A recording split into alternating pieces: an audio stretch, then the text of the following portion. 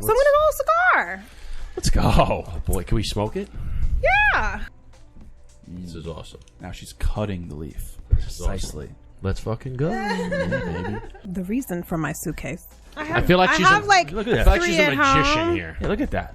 The force behind it all is like ancestral for me. My sides are from Italy, so they all came here with a suitcase and a dream. This is Italy, and this is the Brooklyn Bridge. Oh, look at that. That's sick. Yeah, right. Made it up myself. There you go, creative. Getting That's those creative pretty juices flowing. cool. What's going on, everybody? Just a quick heads up. The audio is a little rough for the first 25 minutes or so of this episode. We had some technical issues, but rest assured at the 26-minute mark, it clears up. Thank you for sticking with us and hope you enjoy the episode. What's going on, everybody? Welcome back to another episode of The Burn Down. We have another special guest here. Let's go. Okay, traveled 3 hours to be here today. In traffic. In traffic. Okay, she's originally from Brooklyn, but now she lives in the mid upstate, so she traveled 3 hours down.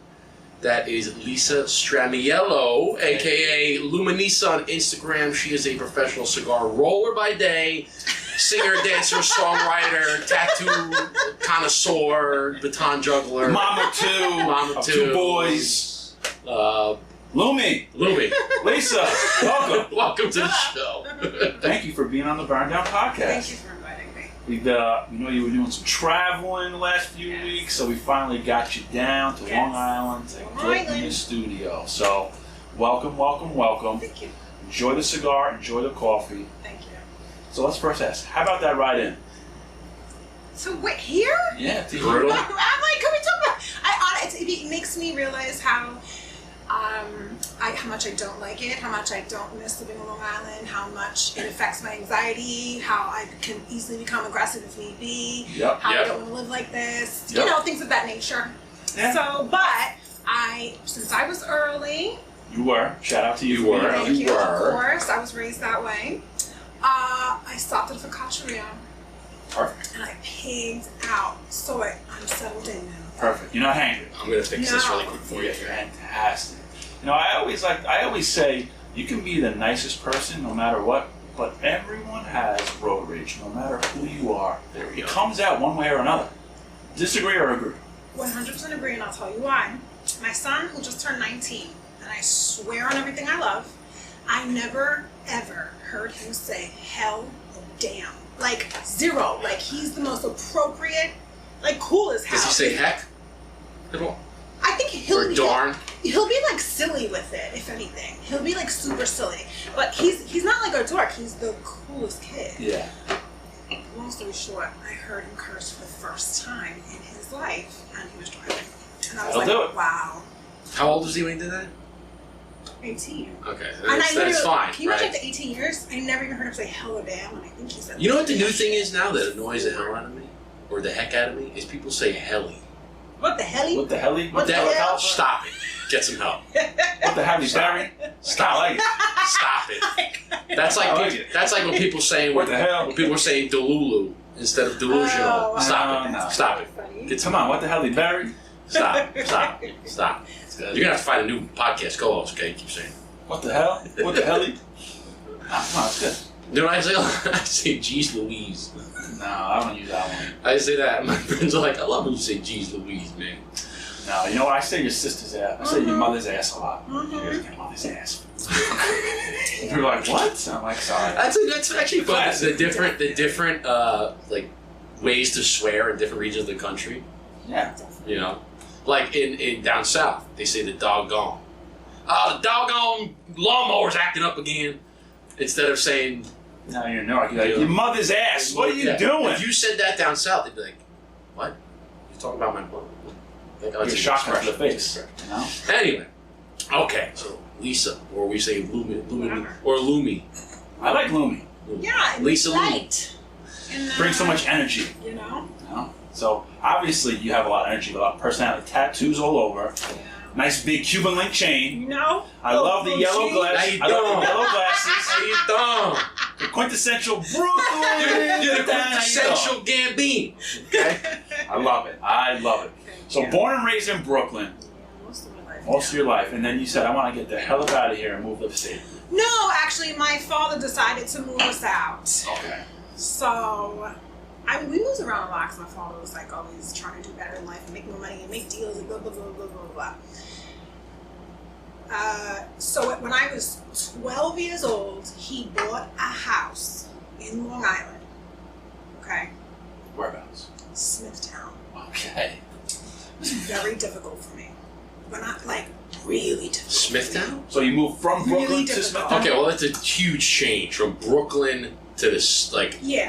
not like half suburbs where you're Yeah, kind of like if it was like Nassau maybe. No, No, that's full burbs. that's like, and especially when was this? This was what, In the 90s. 90s? That's like suburbs. Yeah. Because things have kind of shifted now. You know? Yeah. So it was really hard for me. And the second I turned like 15, 16, I would take the train like every weekend to Manhattan and Brooklyn. Even when I was like, even before that, I would always go and like visit my family in Brooklyn. Like I could not get a grip on Smithtown, New York. I couldn't. Like because my father's intention was to give me and my brother a better life and have us around educated people. My father didn't graduate high school. My mom, they're totally. So his intentions were, I want to give my kids a better life than I like had. let me surround them. Your father with- grew up in Brooklyn? Yes. So he was probably like, all right, yeah. It's like Crown Heights, yeah. So my father's like a total street guy. So and he wanted to do right by me and my brother. My brother did pretty good because of the fact. This is funny because of the fact that he was always into like hardcore metal and whatever, right? So you're not gonna find me in the woods like doing keg stands. Like that was not my shit. Nah. Can I You were curse like, part? I Yeah, didn't of course take you you as a cake stand kind of. No, there's no so I took you maybe on the streets doing a little break dancing at 3 o'clock in the morning. yes, that's why, hence why I was going to Brooklyn to go dance. So we put a piece of cardboard down, right? Yeah, my brother was in a band, so he could get along with these kids, but Yeah, they're in the trees behind the football field. and and I was like, what party where? You're going in what? What? Yeah, we're I didn't. I'm like, what are you? What are you doing? Like, No. what are you doing? Yeah, We got a case of beer and we're gonna keep going. and oddly enough, I didn't drink in high school. I didn't smoke in high school. I came up when people were doing I never did anything. I was already nuts. I didn't need it. So I couldn't do it. It was very hard for me, and I was like the ghetto girl. Why were you the ghetto girl? Because I wasn't Did you wear? You were on Let Island? me guess. You wore the what is it? The Janko jeans I with think a pair of Jankos. What's the other one? The I don't know. not the Sean John jeans. Sean John. Yeah. With the Starberries. I wore Sean John. I wore Fubu. I wore Star- Fat Farm. I wore it all, bro. Wait, my son has Fat Farm shorts. Oh. He goes online and finds. bad? What about the South? Finds, Is it vintage? Wait, what about the South Pole jeans? Remember I wore South Pole. Echo. No, remember the Starberries? The Starberries from Stephen Barry. Remember that place? I think that was a Long Island thing, no. So Stephon Marbury, a basketball player, opened up Starberries, and it was affordable street sneakers and clothes for super cheap. And they were pretty decent. But yeah, Stephen Barry's, that was the spot. That was it. Long story short, I couldn't survive Smithtown. Honestly, I hated it. So you were getting out every weekend. Every second, and it was so bad. And were you staying in Brooklyn over the weekend, staying at your friend's house or family's house to come back Sunday? Okay. Yeah, I was in You fucking slept on the train. What are you kidding, right? I was. Just keep riding the train. Just keep. Was your dad like, Lisa, what are you doing? Well, yes, but also good news, guys. I'm so old that there was no cell phones, so I was like, I'm fine. Yeah. Sorry, you're not down because we didn't have cell phones either. Okay. If you're You old. didn't have a cell phone in high school? Yes, you did. No. High school? No. High school, yeah. And when I Probably, graduated, yeah. they were just coming. They were next to house and Yeah, stuff. No, I got my my first cell phone in middle school, 8th grade. So that was 2004. My first. You were in First- 8th grade in 2004? Roughly, yeah, That's 2003. really wild. My first cell phone might have been freshman year of high school, maybe sophomore year. I think I was 15, first cell phone, but it wasn't a cell phone. It was a prepaid flip phone. Yeah, it was Yeah, strictly for 3 phone right calls, there. and as soon as you hit the internet button, you got charged $100 for being on it for 30 seconds. The only That was the only thing I could use it for was to call my parents because I played sports, so I had extracurriculars. So after school, Yeah.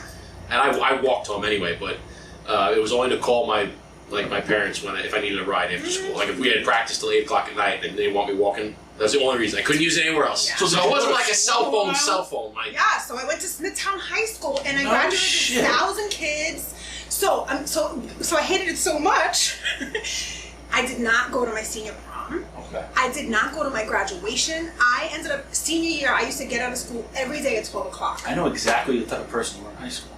I went to Station. I went to Station. Okay. I liked the teachers. You know what it is? I would look at everybody. I'd be like, you guys are so. You were a little bit more older than the kids around. Super mature. Yeah, I know exactly. I would look at the. I'm like. Because I would go to high school with people just like you heard that? Yeah, that was real under the breath. I didn't hear that. Yeah, she's like, look at these fucking losers. I really would. I'd be like, what do you do? Like, were you one of those kids that loved shop class? wait, is that the making stuff? Like you made shit. I like anything if you make anything. Yeah, you were one of those kids. Yeah.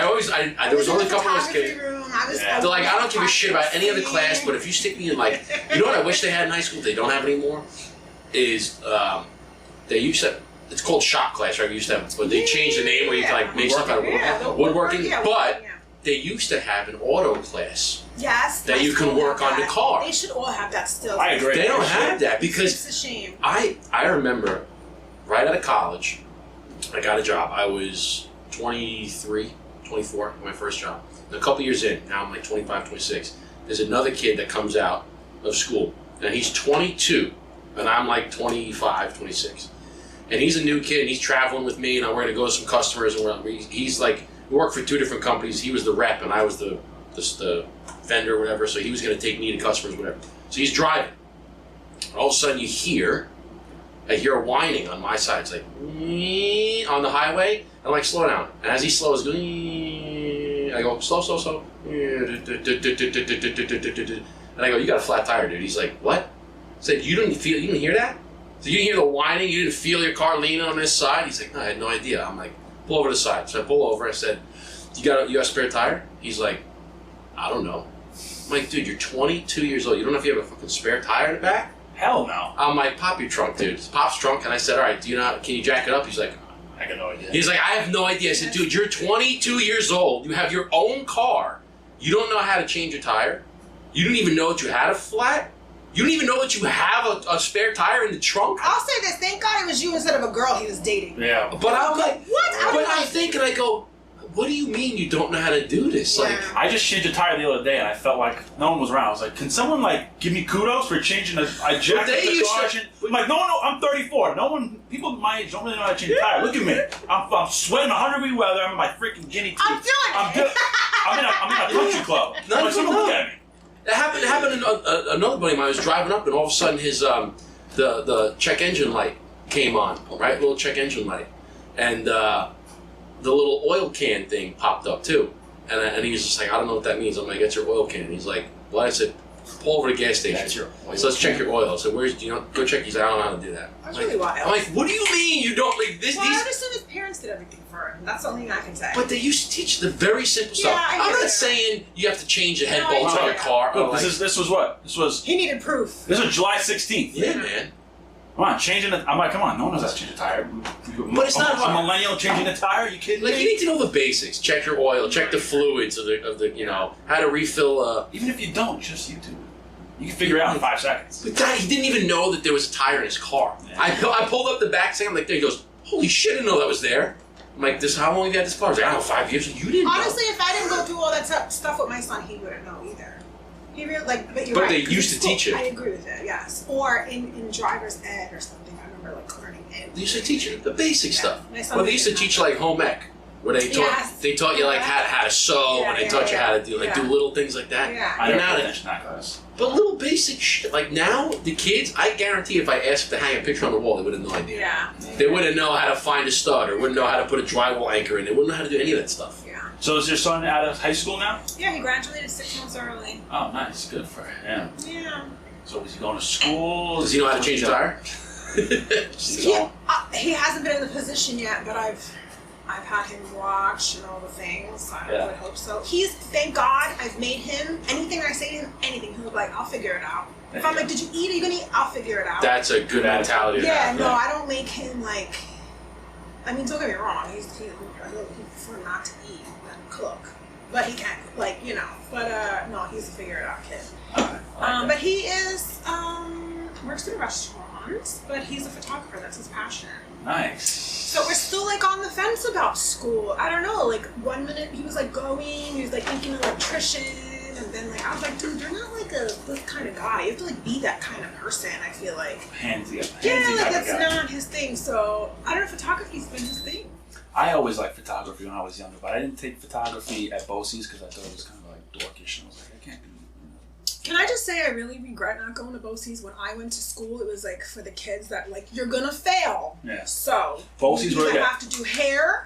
Yep. Yeah, but you know what? Mechanic, I think. But I feel like BOCES was like very like blue collarish type of jobs. Yes, but and it was like you're like in Smithtown especially. Like I said, I went to these kids in my I don't know about your district, but my district, these kids, their cars were nicer than the teachers. Sachem for sure. Yeah. Sachem, I remember the name Sachem, but yeah, I don't know. Yeah, I feel like BOCES gave kids it had a bad stigma around it. Yeah, it's like if you took BOCES, you were a loser. Yes. But I'm like, but that's BOCES is not for people that are that bad at school. BOCES is just meant for people that already kind of know the direction that they want to go into. That's a great way of putting it. You know, it's like if your family's all mechanics and you know that like, listen, I want to be a mechanic.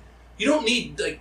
Okay, don't go to school and start taking chemistry and all stuff. Earth science. I'll take the basic class so I can get my GED, but I'm gonna go to BOCES because I'm gonna learn to be a mechanic. It's funny, a friend of mine from high school, she ended up going to BOCES because she was not good at school. So they're like, you gotta go, Fast forward, she owns a hair salon in Port Jeff and is doing fabulous. Oh, yeah, that's a great spot. And I'm like, why wasn't I? You know what's funny is my stepfather was like barely graduated high school and owned 2 very successful businesses, and now is retired and just chilling. And I'm like, most of the people that you think were like that were like didn't do good in school are super successful. Yeah. Just because like that's why it's like, listen, I've always said that.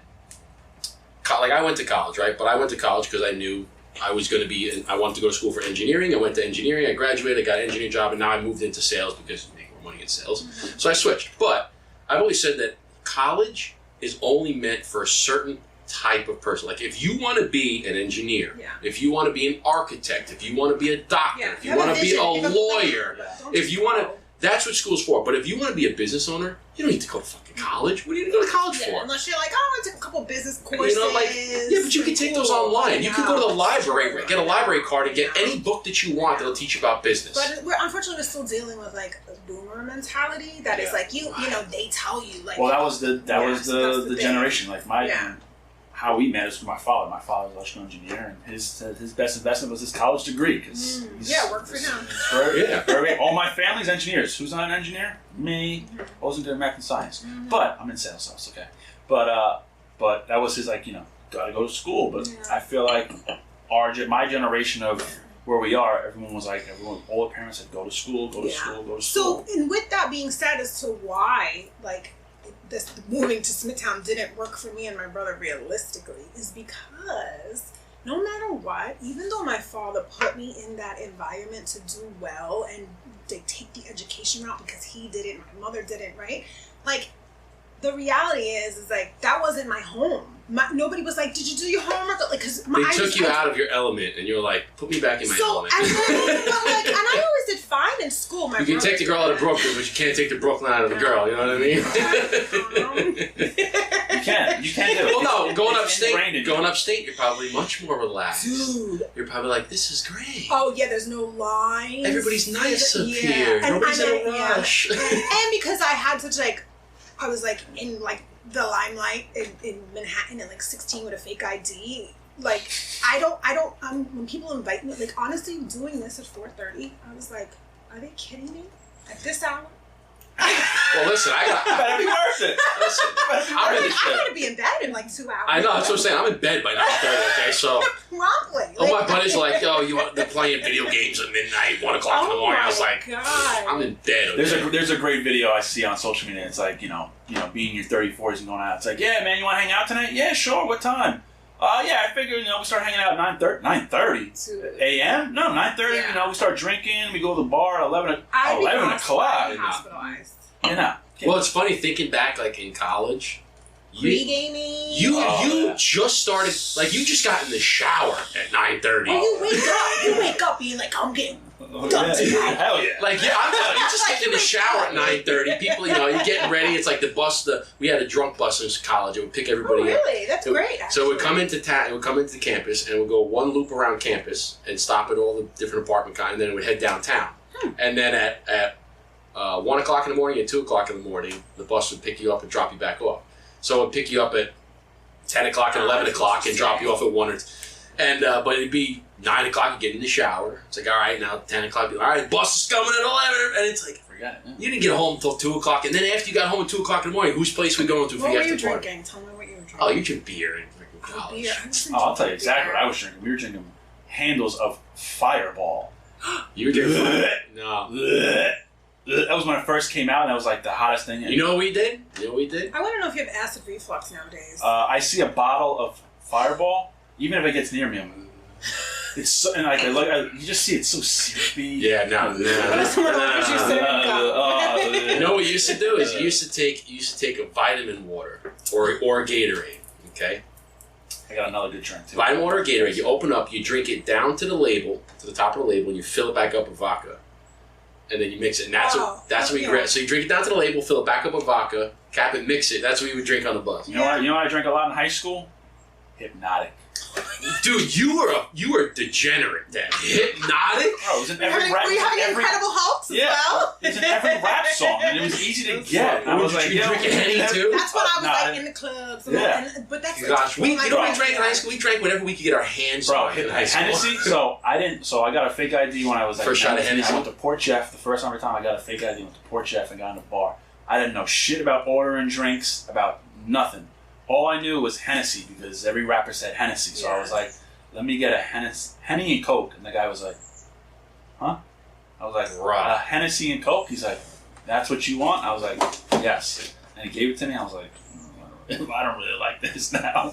But yeah, I was very influenced by the 2000s hip hop. That's Hypnotic was like the thing. You know, I got pictures of me on New Year's Eve holding bottles of Hypnotic. I'm like, I'm a rapper. It was bad.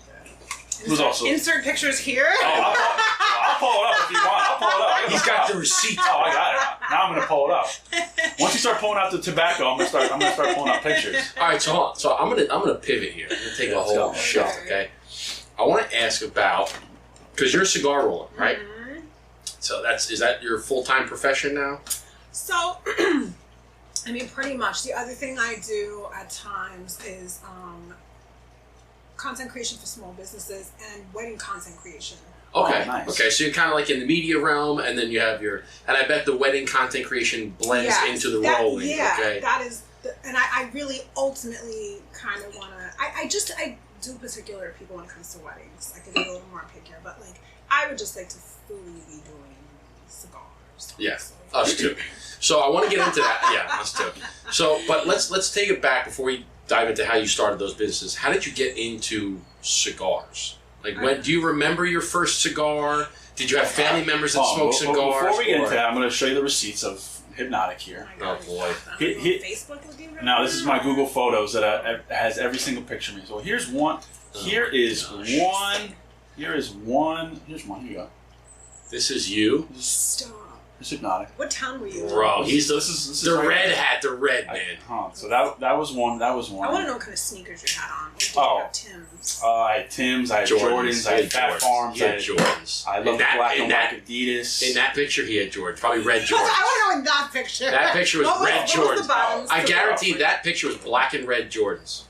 You know what it was? I think they were actually or it was Air Air Force Ones. I think they were white Air Maxes, to be honest with you. Okay. White Air Were Maxes. they fresh? Oh, they were right off the bat, like Fat Joe, like the bottom of the sole. You want to hear something crazy? Super Side story, what picks that up? I bought my first pair of Air Force Ones like a year and a half ago. First pair ever. Ever. I've never had a pair. So. Ever. Apparently it was like a staple. Apparently it was a huge thing. And a funny story is I was at the Giants game.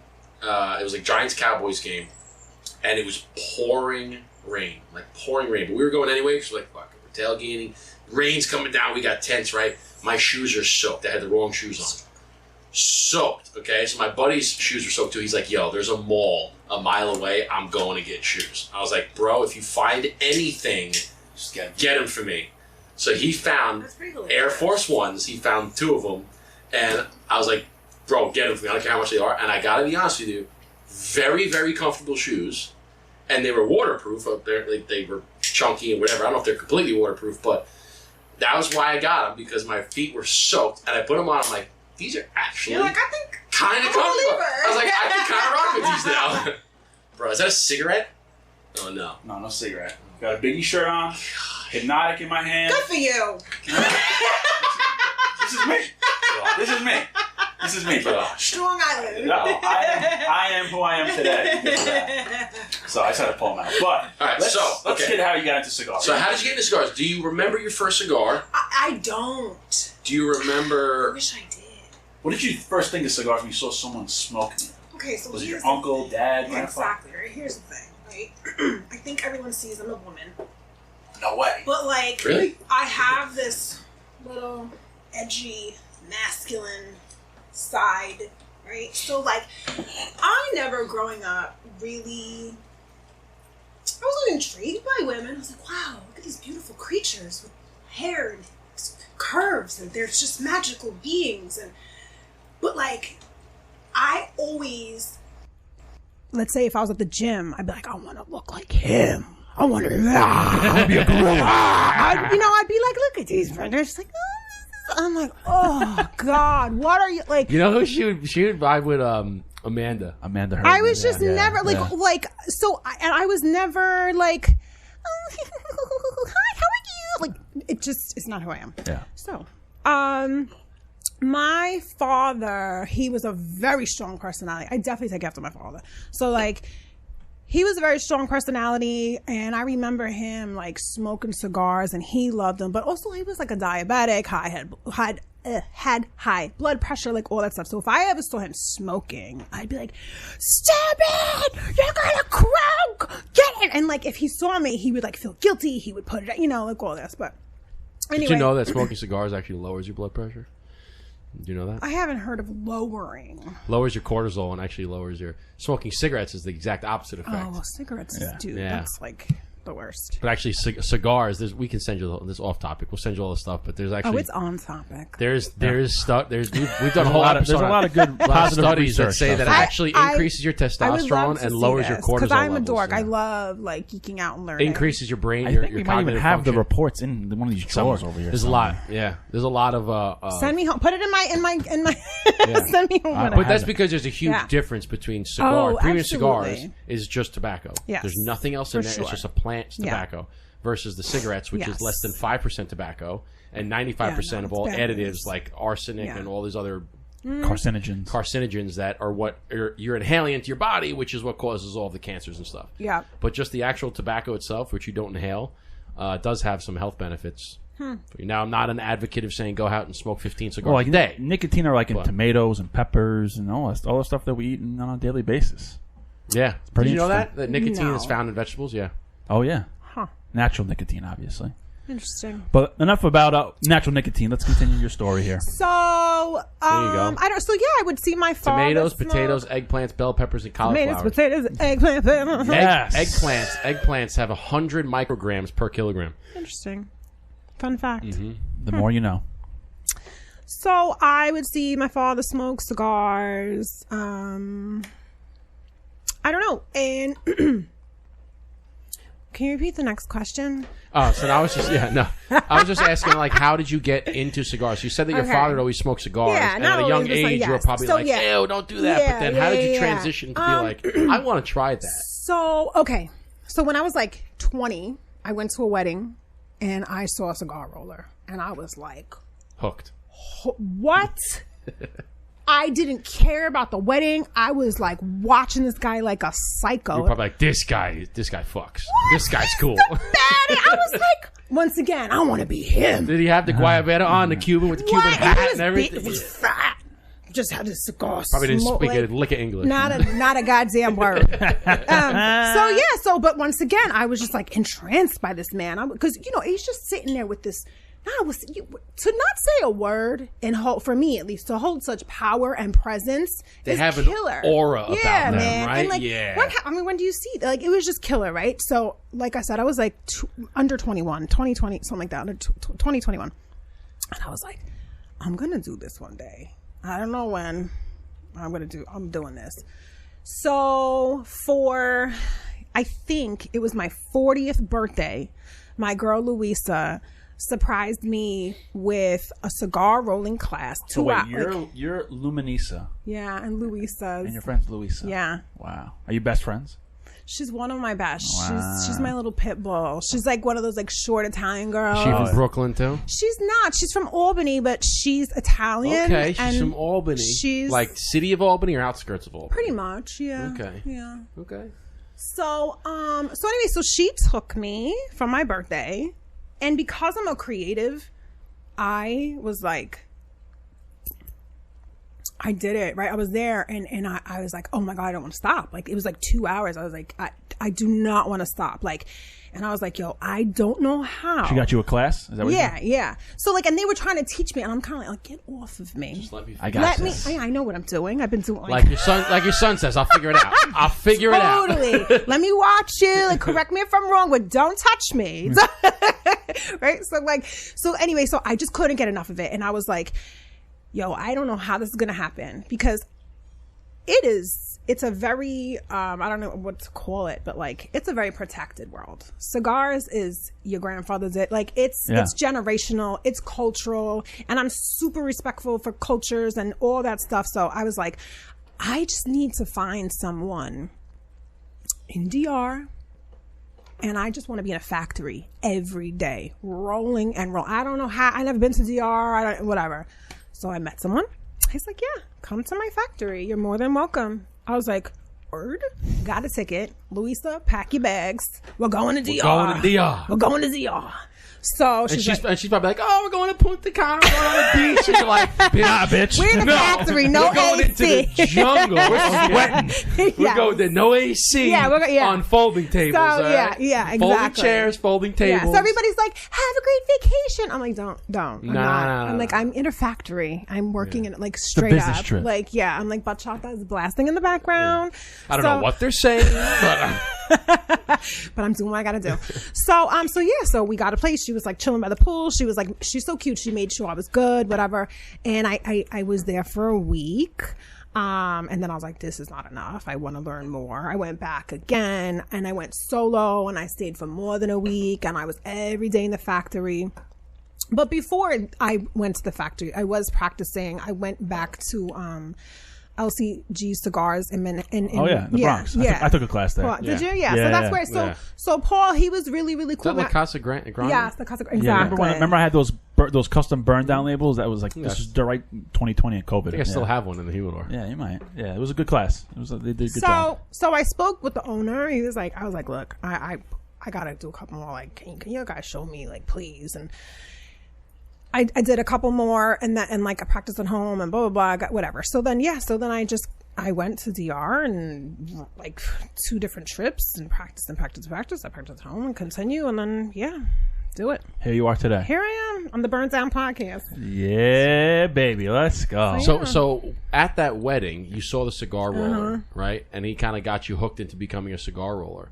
Did you try the cigars at that wedding? And I didn't. So what made you? So then, when did you try the cigars that got you hooked into smoking cigars? That's a good question. Okay, so I would say, maybe 5 years ago, I really started smoking. So you were rolling this whole time and not really smoking the cigar? No, I was smoking while I was rolling for sure. Yeah. No, I didn't start fully rolling until like 2 years ago.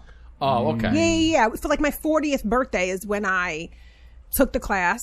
And then I was like on my journey. Oh, so there was a large gap between the wedding that you saw the roller and then when you... Oh. I just never, I don't know. I didn't know I could learn anywhere. I didn't find it anywhere. I didn't see it. So then you said you started picking up cigars a couple years in, and then... Yes. Now you're fully immersed. Yeah, what made you smoke cigars then? So my boyfriend, I hate that term boyfriend, my man, he, his like... my man friends. My mans and them. My love. Yeah. His best friend he's a cigar smoker, and then when he'd come over and hang out, like he would like bring cigars, and then I was like, oh shit, I thought I would smoke them. I just loved them, and I'm like, but yeah, I don't know. Does your he man? does. My other half, he does. He smokes. Okay. Yes, he smokes them. We always smoke together. We have our cigar talk. I was going to say, because that might have been a little awkward. Like the best friend comes over and just, my man's over there, but me and his best friend are smoking. Why you smoking cigars with my boy? Why you want to smoke with my boy? Yeah. No.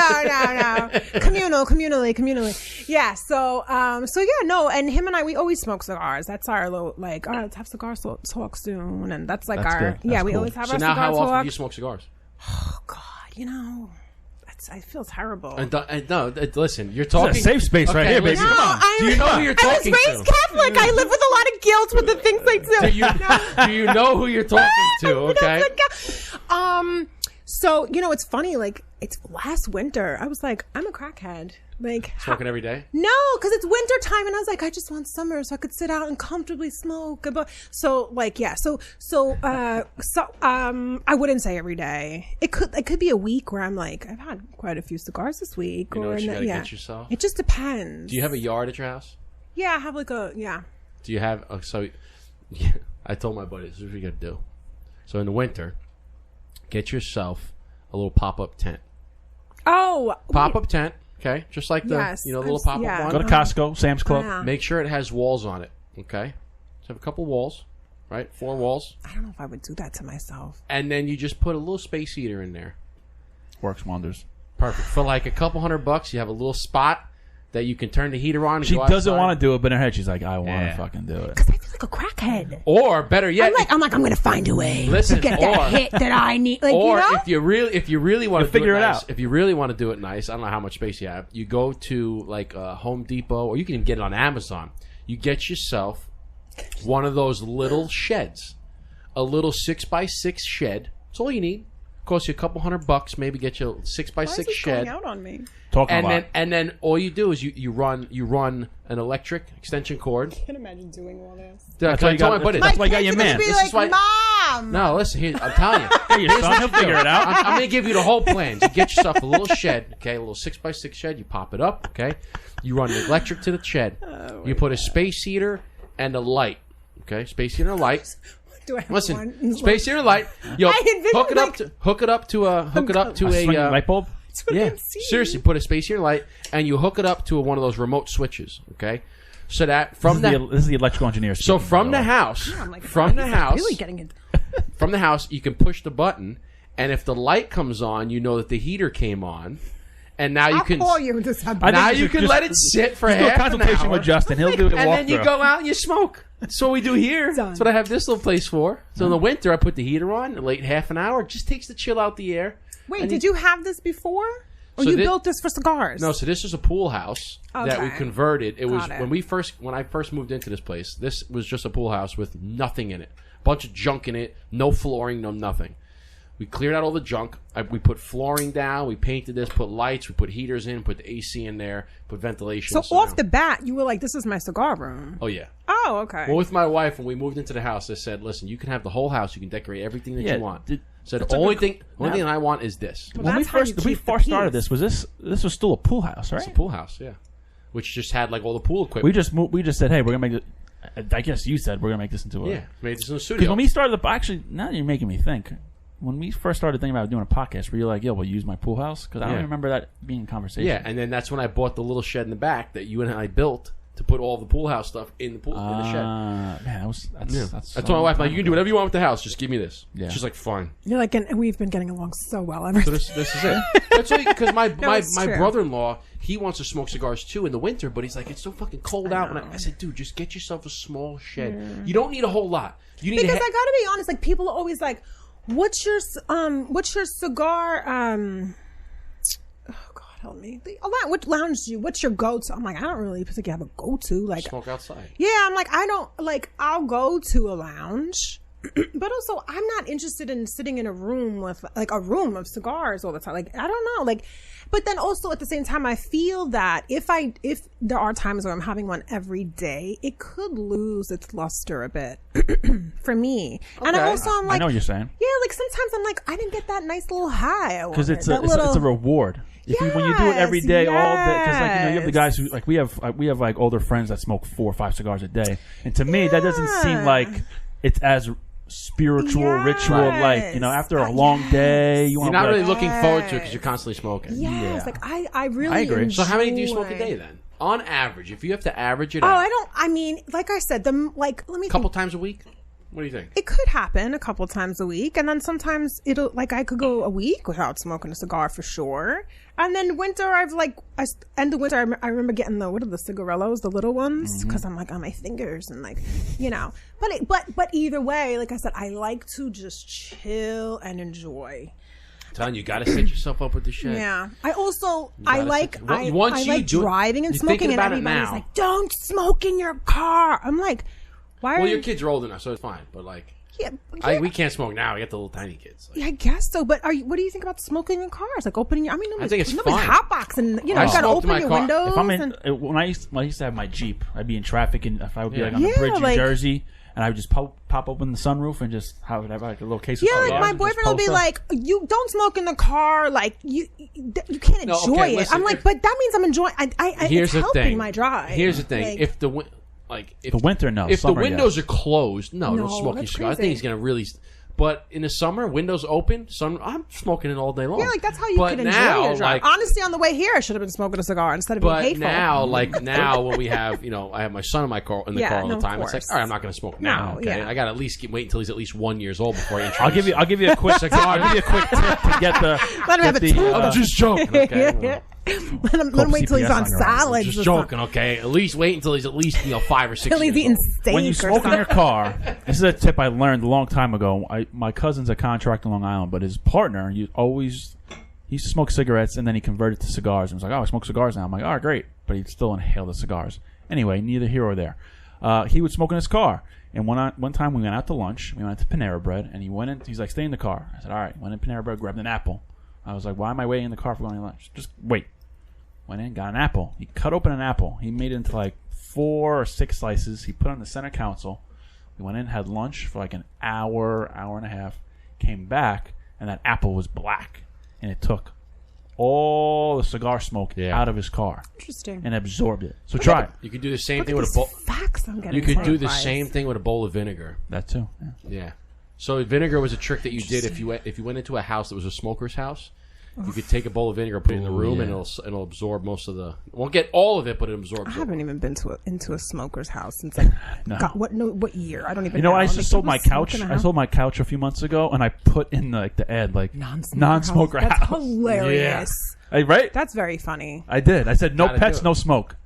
Hilarious. Gotta do it. And a college kid bought it anyway, but not like he cared. And then he probably has pets and smoke. Yeah. Yes. So Lumi. Yes. What do you got in this briefcase? Yeah, here? let's get into the briefcase. This vintage briefcase. By the way, sick briefcase. I like this. Sick so there's a reason for it because I have a reason for everything. Well, we want to know the reason. So let me see what we got in this. So the reason for my suitcase.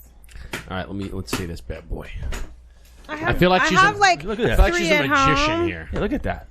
Are those all the stamps from places you've been? No. So I was like, it would be so amazing if I could find like vintage stamps and whatever, but it's not easy, and I wouldn't want to like ruin them, right?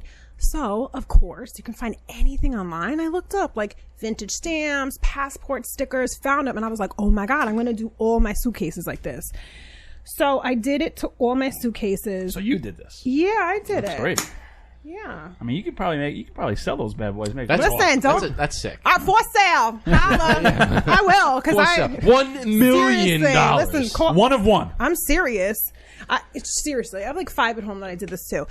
So I'm going to tell you why, and then we're going to see what's in there. But so my whole purpose of that, not just I love vintage stuff, but a lot of what I do. The force behind it all is like ancestral for me. So for me, this is like both of my sides are from Italy. So they all came here with a suitcase and a dream. Mm-hmm. That's just the bottom line. It's like you came here with a suitcase. So for me, I travel with my suitcase and I guess it is the magic. All right, so hold on really quick before you open that. Yeah. Seeing how you like the vintage stuff. I love vintage. I don't like new stuff. Oh, let me see. I have those. And that's your cigar roller. Take a look at this. I've never seen a. Take a look at that thing. So open that up. Ooh. This is a vintage cigar press for when you roll cigars and you want to take a shape. My stepfather bought this at some garage sale or whatever. And I was like, dude, how sick is that? For these little, it looks like a... I have them at home, but not... I've never seen this. Like little guys. Yeah, little guys. But I was like, that's so sick. No, this is cool. I've never seen this one. And he bought it, so thinking that you're vintage. Is it German? Is that I don't know, but he bought it somewhere. And he's like, yeah, you got to put that in your studio. I was like, dude, this is sick. Yeah, you should Google. I have no idea what it is, but I was like, this is I'm surprised you haven't Googled. Yeah, I'm surprised you haven't Google Carl that Hart. name. This is definitely German. Yeah, Google it. Yeah, Schwetzingen by Mannheim.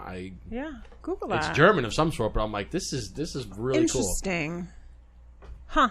Yeah, that is very cool. You know what I think about too is like, okay, this was somebody's at some point. Yeah. And like, I always think about, all right, so the cigars that were rolled in this, like the stories that they could tell, like who smoked them. Yeah. This could very well have been somebody made cigars in this thing. Could have been like Albert Einstein smoked them. Like, like it's just crazy to think of that. Yeah, it's craftsmanship. Also someone made that. You know what I mean? Made it for specifically because they were like, I'm a cigar roller, and I want to make this specific cigar size, so I got to make something in order to make that. Really cool. All right, so what do we got in here? That's a cool sound, by the way. Yeah, you heard that? That's like the old school. All right, so what does she got in here? She's got goodies. All right, so he pulled out a box of something. Pulled out another box of something. Is she about to roll on the show here? It's like a magic show right now. And bourbon. There you go. Oh, shit. Boy. Let's go, baby. Oh, boy. Right. Okay. So I didn't... Oh, boy. This is not the cutting board I use, but I took this for funsies. It's Brooklyn. Oh. Okay. There we go. Very cool. Now, where are you in here? So I was born in Canarsie. I lived most of my life in Canarsie. My mother's family is from Bensonhurst. Okay. And then my mother's all from Bensonhurst. And my father's side is from all this area. East Flatbush, like Flatlands like this. You still have family in Brooklyn? Yes. Okay. There's Bed-Stuy. Yeah. My only family that's still in Brooklyn is Bensonhurst. Behurst. And I'm going to be doing the Italian feast. Yes, I've seen that. Yeah. All right, so what do we got here? So I'm going to roll a cigar. Let's go. Oh, boy. Can we smoke it?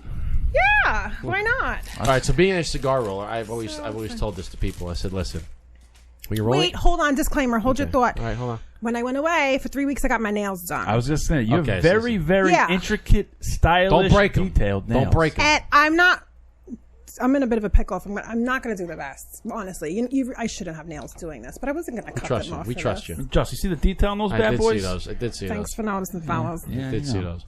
Attention to detail. For people that are out there, when you're rolling a cigar, okay, typically it's not ready to be smoked. Yeah. Okay? So everybody that goes to a wedding... I just want to say thank you. Please proceed. Okay. So whenever you go to a wedding... Yes. And somebody's rolling cigars, and you ask for a freshly rolled cigar, don't do that. Okay?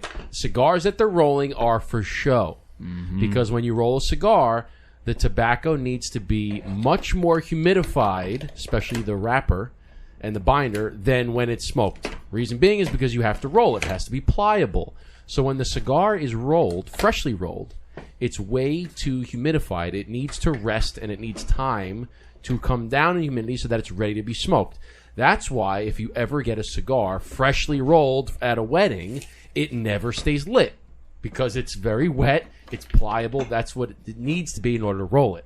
So, when you're at a wedding and you see a cigar roller, grab the ones that have already been rolled prior to the event, that have been aged and rested. For at least 30 days. Those are ready to be smoked. Mostly, I will bring a group of cigars that are set aside. Those are the ones that are ready to be smoked. The rolling is just the show that is then going to be preparation for the next event that they do. That's it. So many people are like, oh, give me the freshest cigar. It's fresh rolled. It's so good. No, it's not. Okay. In so fact, though, it is not. There's a reason why when you get cigars, especially in the cigar, like if you're a manufacturer and you want to get your own label, There's a reason why when they're rolled, you can't just get them shipped. You have to let them sit for 90 days. Ours sit for 90 days. And then you can ship them and smoke them. Yes, sir. Lumi, how did we initially get connected? I really do. Were you supposed to be? Right, were you supposed to be in Saratoga? Right, you're supposed to be in the. You were supposed to be there. God, I think that's how we originally got connected. Yes, and it got canceled. We were supposed to be there too. SOB. Yes, I'm very. Don't get me started on that. I know. You know, and can I just tell you, I was 2 seconds away from getting a custom outfit made for this event, and thank God I did it. We were pumped. I had a whole bunch of people, ready to purchase tickets to come. I got family up there. I was ready to lock and load. Let's do our own thing, And so, facto, just be careful who your business partners are. That's all we're gonna say. Here's what happened. You came in, ipso facto, bank. You work for the bank. Bank works for me. Ipso facto, I'm your boss. See, the thing about my bank account is, here's what happened. You came in, you're fired. So that's a little tidbit because one of the things that we promote. Sorry. Do you prefer like a Mexican wrapper or a Connecticut? Both our cigars are Mexican San Andreas and Connecticut. So facto, as I keep saying, do whatever you want. Surprise us. Which one do you like more? Which one do you like more? I'm like, it always depends for me. Like it always. Let's go with the Mexican. Go with the Mexican. We'll go Mexican. So one of the things, this will be a little plug for our promotion of wedding events and a promotion for hers. Oh shit! When you do wedding events, when we do wedding events, we don't have a roller. We bring cigars that are ready to be smoked, right? And I imagine when you do events, you do the same thing. You bring cigars that are ready to be smoked. I'm gonna infuse it with this. Oh, there we go. All right. So when you're rolling, don't smoke the freshly rolled cigars. Is that in your way? Is that okay? That's all right. Okay. Smoke the ones that are prepared ahead of time. Okay. And now she's got the bullet bourbon. Oh, we got a video. I got a video of this. Come on. This is You should do that. Swig a bourbon. My father, every time he would cook with wine, he'd be like, swig a bourbon, and then right on. I got lipstick on. You gotta do it. Come on. Oh, baby, a little bit of the burbs. Love that. Yeah. Love that. That's sick. Cool. All right, I'm gonna do a little video of us. But usually when I have cigars, like you could smoke them like that night. You just gotta wait till the wrapper dries because my binders, like I let them sit before so I don't have to wait too long. Well, that's the key. You gotta wait until the wrapper dries. Yeah. It's also for the experience for the person too. So if the person wants a fresh cigar, just give the person a fresh cigar. That's true, but like how many times a lot of people heard are like, no, I want this one you're rolling, and I'll take it home and I'm gonna smoke it tonight. Like they can't wait to like go home and smoke the cigar that they just saw. I would let it sit. I would smoke it the next day. What's your favorite part about rolling a cigar? Is it the experience you're giving the person, or is it something you're doing? I just like to create. Yeah. I am not. When people start like watching me, I'm weird. I'm not like it's like I said. You mean like we're doing right now? Yeah, like I'm totally confident. I'm an extrovert. I'm not shy. But like if I start getting attention, it's like. I don't know. I'm like... So we shouldn't go live right now. We shouldn't go on Instagram live right now. I don't care. But, yeah. So your first class was at LC G Cigars, yes. Yeah, La Casa Grande That's Cigars. Paul down there. I think I was just talking to him on Instagram a couple days ago. I should take the stem out. There you go. Yeah, bada bing. How you doing? Yeah. That's my favorite part. Yeah. And when I do events, a lot of people, they will come with them prepared like this. No, it is satisfying. Because when you're doing it, when you do the, it's sick. People are like, oh, yeah, like let me see the whole process. And also, I get geeked out on like processes. That reminds me of so when I was when I was younger, I worked in a pizzeria. That was like my high school, early college, summer job. Like that was my job, pizzeria. And I would make pizza. You start as like wait, you made pizza at a pizzeria? Yeah, right. Well, you start as like the kid. You start as a like a delivery boy, where you just sit at the end and then you wait until they. But then you start getting a little bit more and more, and once you get to the pizza maker, you're like in charge of the whole freaking thing. But I remember, you can make a pizza, or just like you take the dough out, you smush it right, and you stretch it out on the pizza stone. You can stretch it out, then you can put the sauce, cheese, you put it in the oven. But it's not as flashy. It's not as like enjoyable for people, like because sometimes the kids who come in, they want to watch. So when you do that, right, when the kid comes in, you want to watch doing it on this. It doesn't really have the same, panache that all the oomph, right? So what you do is, okay, you stretch out a little bit and you throw it on the hands and then you're freaking tossing it in the air, because when people want to see you making a pizza, they want to see you toss it in the air and catch it. They're like, oh, that's so cool. Nobody wants to see you do Make me a pizza man. Right? Yeah. I just want a bicycle. Make me a bicycle. So funny, man. Stop chilling wedding crashers. Anyway, so I know that already.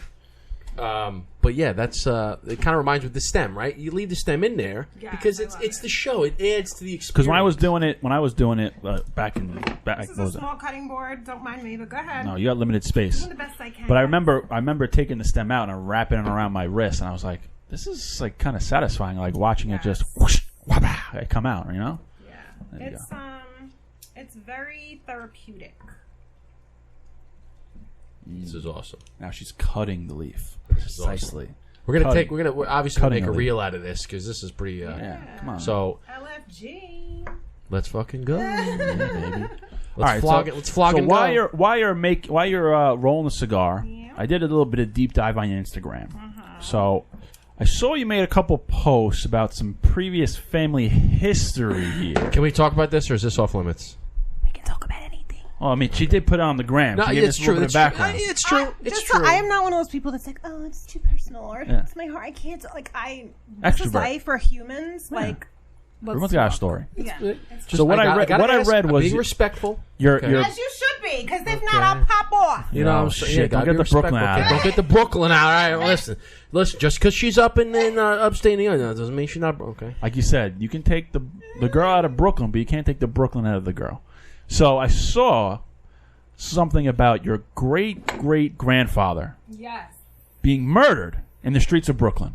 Wild. That is wild. Now, is that something you found? Great-great-grandfather? So on my father's side, his mother, my grandmother, they're everybody's Italian, like I said, but my grandma's like, they're like fourth, like they're all Brooklynites from like generation after generation. Italy to Brooklyn, like my grandma's like a 1, 2, 3, 4, maybe like fourth or fifth generation Brooklynite. Like, damn. So and then my on my father's side, my grandfather was first generation Italian. So, but everybody's actually here we go. Oh, this is Italy, and this is the Brooklyn Bridge. Oh, look at that! That's sick. Yeah, right. Made it up myself. There you go, creative. Getting those creative pretty juices cool. flowing. Yeah. I like it. Thank you. That's like original. I like that. Fix this. Thanks. So, why is this like this? Get it right. There we go. Get it right. Get it tight. There you go. I was hearing a little echo of myself. It's because the microphone's pointed towards me. Come on, son. And not towards her. I'm trying to think. Like, I knew my grandfather. I don't know. This is my great got like killed or so. Actually, no. Hold on. My great grandmother. Her family didn't quite disown her, but like it was a problem that she married my great grandfather. And from what I heard, it was like they owned a paper mill. They were like, they did well. They came from Italy. They owned a business and they did well, right? And then she married a street guy, and I'm like, In Italy? No, here in Brooklyn. Okay. So she was the rich, and she married. Yeah, so she married like this. She married street down. guy. And Yeah, they were like, no. Yes. Yeah. So it was a problem, but I think So this was like a Titanic. This was Rose marrying Jack, basically, right? Big no. Okay, you can't marry the poor boy. So I'm like, I knew my great grandfather like gambled, like whatever, but.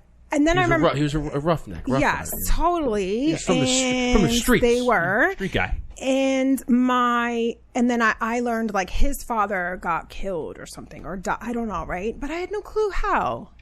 Good old Google. Actually, pause before Google. I'm on Instagram and I'm like, because I'm psycho I love like family trees and like I love it, right? So I'm like, Sisto. That's my. Okay, hold on. This you looks should recognize the name. Yeah, I'm like, and then I'm reading. It's like an article, like a clip from like what the hell year? I don't even know. I think you said like 1937. I think that's really. I think that's what maybe. You said. You ever do one of the, like genealogy things?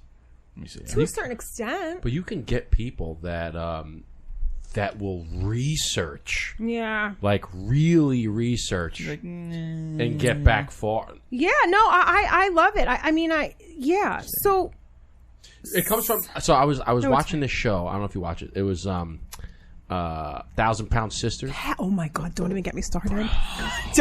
Let's stay focused because I'm. Dude, addicted. My wife and I. Same. Me and Jeremy are obsessed. You don't watch it, dude. So listen, you got to watch it. It's freaking addicting. No, So my guilty pleasure is Life After Lockup or Love After Lockup. Dude, so listen. So my £1,000 friends came over one night. We're like, yo, you got to watch this show, right? So my buddy and I came out in here and we were smoking a cigar, watching hockey. But his fiance and my wife were inside, and she's like, just put on the first episode. So they put on the first episode, and then they started watching it, and my wife's like, yeah, you gotta watch the show. So then I watched the second episode, hooked, and we watched all like 8 seasons, right? But this they're 1,000 Pound Sisters, right? The one weighed as much as 750 pounds, okay? And the other one weighed like 450 pounds, right? But so a couple seasons in, they're like, oh, well, our mother always said that we were descendants of the Queen. Oh, I forgot about that. Okay? She's like, we're descendants of the Queen from England. And I'm like sitting there, and they're from like Dixon, Kentucky. I'm like, there's no fucking way. There's no way that they're descended from the Queen, blah, blah, blah. No, but right? So I'm like, there's no freaking way. So they go to London for a trip. I didn't get that far. So you didn't? Oh my God! Spoiler alert! So spoiler alert. So they go to London for a family trip after they lose some weight. These 1,000-pound people? They lost a lot of weight. Okay, this is a couple seasons in. They lose enough weight where because she was 750 pounds. She's like, I can't get on the fucking plane. They haven't left the house in 6 months. Hold on, can I just ask, how did we get from her grandfather being murdered in the streets with 1,000 pound because of the genealogy thing. Oh, okay. So they go to London. They're like, we're gonna hire a genealogist, I guess it's called. And they look into your family tree and they research as much as they can. And they meet this person in London. And they're like, hey, we heard that we were descendants of the Queen. We have royal blood, blah, blah, blah, blah, blah. So he comes back and he's like, I found the craziest shit. So they found that one of her family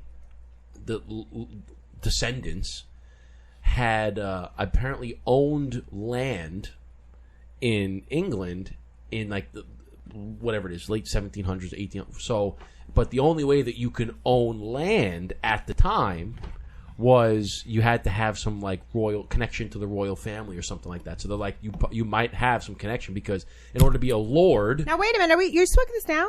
Are you waiting a minute or no? You're saving this for a rainy day. Am I doing close to it? That's really the question. Or am I cutting? Well, this? no, we're probably not supposed to smoke it. But we can because I'm almost done with mine. You can wait a couple minutes. Go ahead. Okay. We're gonna do it. So they find some stuff. But the craziest thing is he goes, I found something else. And I'm like, what the fuck? He goes, one of your family members, such and such, was listed on a ship that came over to America in the 1600s. And she's like, really? He goes, and the ship's name was the Santa Maria. And she's like, what? He goes, one of your descendants was on the ship that the Pilgrims came over. And she's like, we're descendants from like the fucking Pilgrims? He goes, yeah, you're they're from the South. You're like great grandfather. His name was my cutter, you guys. And I'm like, and they lost the shit. And I go, wait, what? Their mother was telling the truth? They have like royal blood? What the fuck? But I'm like, genealogy, the shit that this, and they had no idea. And they just hired this guy, and he just did extensive amounts of research and found all this stuff. I go, dude, makes me want to maybe look at my name. Do I got some shit over in Germany somewhere? Am I related to like some, Oh, see, look what the nails did. Big problems, guys. It's all good. We can fix it. It can all be fixed. It can all be fixed. You're a creator. You can fix it. So anyway, so do some research, man. Get a genealogist. So is your great-grandpa... Honey, the only thing I'm going to find is my people either lived in caves, which they did, or they were getting... part of the mob. I mean, let's be real. Who knows? Maybe you got a couple connections. Those are my options. Maybe there's some mattress money with your name on it somewhere. You know what I mean? Lisa S. You know what I'm saying? You might have to change your name. Maybe. So is your great So it's my great Michael's great-great-great-great-great sister. Yeah, and then my father's Michael Stramiello. So who's named after him. But anyway, so but that history stuff that's fascinating. So 1935. Yeah. So I knew he got like killed. I knew it was a bad family. I didn't know what. Right. This was your great-great-great-grandfather? No, my father's great-grandfather. So your great-great. Yeah. But think about stuff like that where, so your great-great-grandmother wasn't supposed to, like, it was a no-no my to marry. Great-grandmother. Right? Yeah, It was a no-no. Came from money. They were business owners. But if they never got married, you would have never been born. And that would have not been a shame. You know what I'm saying? Like, it's funny. I have a similar story too with my great-grandparents too, where my Wait, I'm sorry. Hold your thought, because let's just wrap this up. It's not a big deal. So, bottom line. Yeah, let's get to it. I really wish my father was still alive when I found this out, because he would have been tripping. But yeah, so little did I know. So that I'm like sending this picture out to my family. I'm like, people, do you understand? Like, everybody knew like there was something, but it was like, you don't talk. Back in the day, nobody talked about nothing. Yeah. Mind your business, hush hush, whatever. Especially Italians. Yeah. Oh my God, I was raised like that. Especially Mind Italians. your business. Don't tell nobody. Blah blah blah. Mind your business, man. Mind your business. So yeah. So anyway, yeah, I found that out, which is so crazy, but it gives me a lot of answers to a lot of things in my life. That's wild. So yeah. That is wild. So I had a similar family story where my great let me just make sure I'm getting this accurate. I have a good story too. So after you about lineage. My great grandfather, like he was a leather tanner in Sicily. So he wasn't you're Sicilian? Yeah. Sicilian and Calabrian. I know a story about leather tanning too. So fun fact. Justin, you know the fun fact. You have a story for everything. No, you know the fun fact about leather tanning. Add it to the story. Oh God. Anyway, long story short, he was a leather tanner in Sicily. Wasn't really a man from money, but my great grandmother was. They owned a business, a manufacturing business, blah blah blah. And she kind of her family disowned her because she wanted to marry him. She jumped out of a window and they ran away and they got married, had like 8 kids. Crazy. And here I am today. But see, that's the stuff that, like, the little things that had to have happened for you to be born. That's why they say, like, the odds of you specifically being born are astronomical, right? So don't waste it. Can I tell you, with that being said, P.S., I'm like really spiritual. So we're not going to get into that stuff because it gets creepy. But I'll say this. When you get into lineage, I really think, always remember, if there's things that you're like, oh, my nose is this, and I don't like this about me, and I don't like that about me, you really, really, really should always remember you come from like a line of people that like every ounce of you is created by every single one of those people, physically, emotionally, mentally. Like, we're carrying every ounce of their genetics in every single shape or form. So I really think it's very sad, and this is so left, but when people start like messing with their face and blah blah blah, because it's like, why are you, what if that's your grandma's nose? I like to keep it all natural. Yeah, I'm just like, anyway, but I'm like a serious, like, I'm very into lineage, and I just like heavily respect them because they all sacrifice so much. Most definitely. Dude, like, most definitely. Day in and day out. Like, so I'll tell you the story about. Wait, we cut him out. Did we cut you? No, so the thing with that was just the cliff notes. With the leather tanning was, like you ever heard of the term? You're so broke you don't have a pot to piss in. Of course. Or a window to throw it out of. Okay, so a pot to piss in came from back in the day, and this is, I don't know how many years ago, leather tanners would use urine to tan the leather. Yes. Yeah. So people would piss into a pot and sell it to leather tanners to make money. But people were so broke that they literally didn't have a pot to piss in to sell to the. That's we learned that. Right, that's what I said. Oh, okay, yeah, that makes sense. So anything you want to talk about, like how crazy circumstances. So my I'm German of the whole descent, everything as far back as he's the German missile. We call him. We have. It's funny when people say, like, when they say that, they're always like, "Aren't you offended by that?" It's like, why? It's either we get that reaction or they laugh. They're like, "Aren't you offended?" I'm like, "Why?" They go, "German missile. That's like the U-boats, like the Nazi missiles." I'm like, I literally never thought about that. Neither did I. And I'm like, they call me German missile because I'm a big ass German. Yeah, like, that's why they. So anyway, I'm big German. So like that's why they call me the German missile, right? I love it. But anyway, and I don't get offended by any of that stuff. It's just words. But so my entire family, all the way back. It's really hard with nails. I hope no one's zooming in on these. But I'm doing good. Everything's fine. So we've got the it. family tree like as far back as like I think we go back late 1700s. I think it's as far, but it's all German, both sides, German, right? But my grandfather fought in the war. He fought on the other side, of course, because he was forced to. But he fought for the Germans in the war, and my grandmother had gotten separated. My grandmother had went into a work camp, which was like you're not like the men had to be. They were drafted. You had to fight. You have no choice. You're fighting, and the women would go into when men were men, right into the work the camp, Gary right? Cooper types. So, but the story is my grandfather, so sad. May he rest in peace, has a bullet wound right in his armpit, right here. It went in his armpit and it exited out. The reason why he got shot in the arm is during war, he was getting shot on, and he was retreating. He was running backwards, right? And he tripped in a foxhole.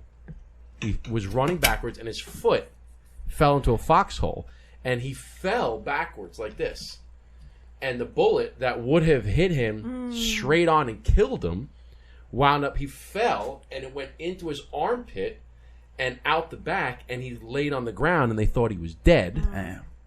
But then medics came out, and he survived, but if he never tripped on the foxhole, he would have gotten shot straight on and died, and I would never been born. Damn. And I'm like, that's wild. Yeah. Like, that millimeter of, what if that foxhole was, like, why was that fox, like, No, Such a out of grandfather? right? That was my grandfather, Was he and mean? then was that? Was he mean? No, my grandfather was actually, he was a very, very nice man, but a very quiet man. And there's actually another story. I just told this the other day of my grandfather. Two stories. I have a watch that was just gifted to me by my dad from my grandfather. When he came over on the boat with my grandmother, they landed in Queens, or in Ellis Island, they moved to Queens.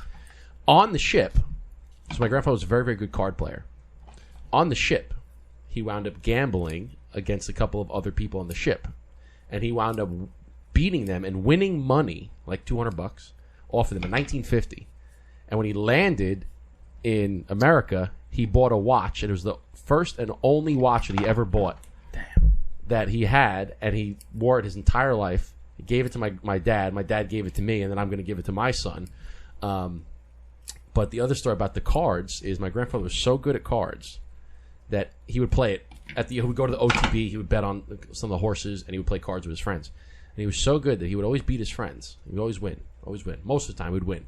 Oh, yeah. And then one day, Called him a cheater. They called him a cheater. They said, there's no way that you're winning all the time. There's no way you're this good. You have to be cheating. And he stood up, and he said, I don't need to cheat to beat you guys. But because you accused me, I will never play cards with you ever again. And he walked out, and he never played with them ever again. Fuck them all. And I was like, honest man right there. Man, like, integrity. It was like, I don't need to cheat. You guys just suck. Basically. Do better. But he was a very quiet man. But when he spoke, like, he never repeated himself. He spoke. It's not perfect. What do you mean? It's really, like, I'm psycho. What do you mean this isn't perfect? This Nah, is beautiful. Can we? All right, now this might be a no-no. I kind of want to save it. I kind of want to save it. I mean, we're an hour and 15 in, and that's like definitely an hour stay. Yeah, look at this. Tight. All right, I have a question. All right. Here's what we're gonna do. I'm going to make one. Here's what we're gonna do. Wait, I'm going to make an Italian-style one for myself. Oh, let's Okay, do it. here's what we're like gonna do. Toscano kind of style? We're gonna make labels for you. Okay? Okay. We're gonna make labels. We're gonna label those cigars. And we're gonna stick them in a humidor. And the next time we're together, we're gonna pull them out and smoke them. Hey, that's a good reason to meet again. Okay? We'll have a part 2 on the show. Or if we have another show, according to Jesse, we're gonna Yeah. have another event in the fall. Hopefully you'll be there too as well. So we will. After So we can send smoke it. us a picture of what you would like to be on the label. We'll design a quick label for you. Okay. We'll have it printed. So send this to us. Oh, I didn't even tell you what my cigar name means. But go on. Well, that's So, gonna be the next question. send us your logo. Send us your logo. We're going to put on a label. We'll have the labels printed. We'll band those, and I'll stick them in my humidor. We'll let them marinate, Yeah. and then either we have a part 2 here in the show or at an event. We'll bring them out and we'll smoke them together. That sounds like. I appreciate it, but you don't have to wait that long. No. We are going to. We're going to let them marinate. Come on, give us some more. Although they are infused with bourbon, fine. so we'll have to put them. We'll have to put them in a tube or put them in a plastic bag. No. I like this idea. No. You know why? Because then we can make a piece of content out of it, Lisa. You know, because we can take the videos from today. And then we can sell my suitcases. Hey, then we sell my your custom suitcases. Are you thinking about selling them? I would. Well, I'll do it, dude. We'll promote it. Put it on. And what is the name of your cigar rolling business? We even ask you that. I know it's really hard. Can we try to say it? I'll say it. Let me say it. Is it Spanish or no? It's Italian. It's Spanish. This girl's about heritage. You think she's gonna go Spanish? Is it Cigaraya? I'm so proud of you. Cigaraya? He's not all looks, ladies and gentlemen. Got him. He's got. Do you know why I know that? How? Cigaraya, yeah. Okay. Nobody can say that. Really? Do you know why I know that? Because there's an Italian wine called Sassicaia, which is a very, very good wine, and they have AIA, which is pronounced Aya. La Cigaraya. Cigaraya. Yeah, La Cigaraya. So, fun fact. Speaking of Italian, What do most people say? Cigaria? I don't eat cigaria. Cigarra. Like everything. So is that just cigar? Is cigaraya cigar in Italian or no? So me being like a lover of fun facts and get geeked out on everything. As I was going down my rabbit hole of cigars, I was like, what is the history in Italy about cigars? And I learned, I had no idea, that it's all women that roll cigars in Italy. Really? It is women. So it's in your blood. I don't, I'm very curious if it is. As far as you gotta hire a genealogist and find out. I honestly, somebody's coming through. Yes, I have family from history, and I do have your family from history.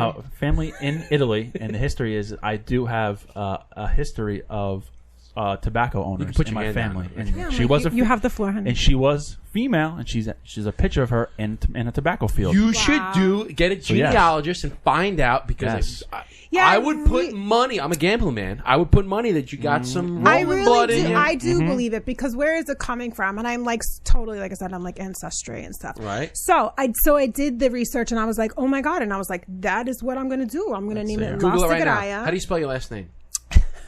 It would. I can't imagine it being through my father's side. For some reason, it's calling me through my mother's, but I don't know. So who's the first? So your great grandmother that came over, right? Was it great grandmother or grandmother that came over? My great grandmother. I just got a tattoo of her.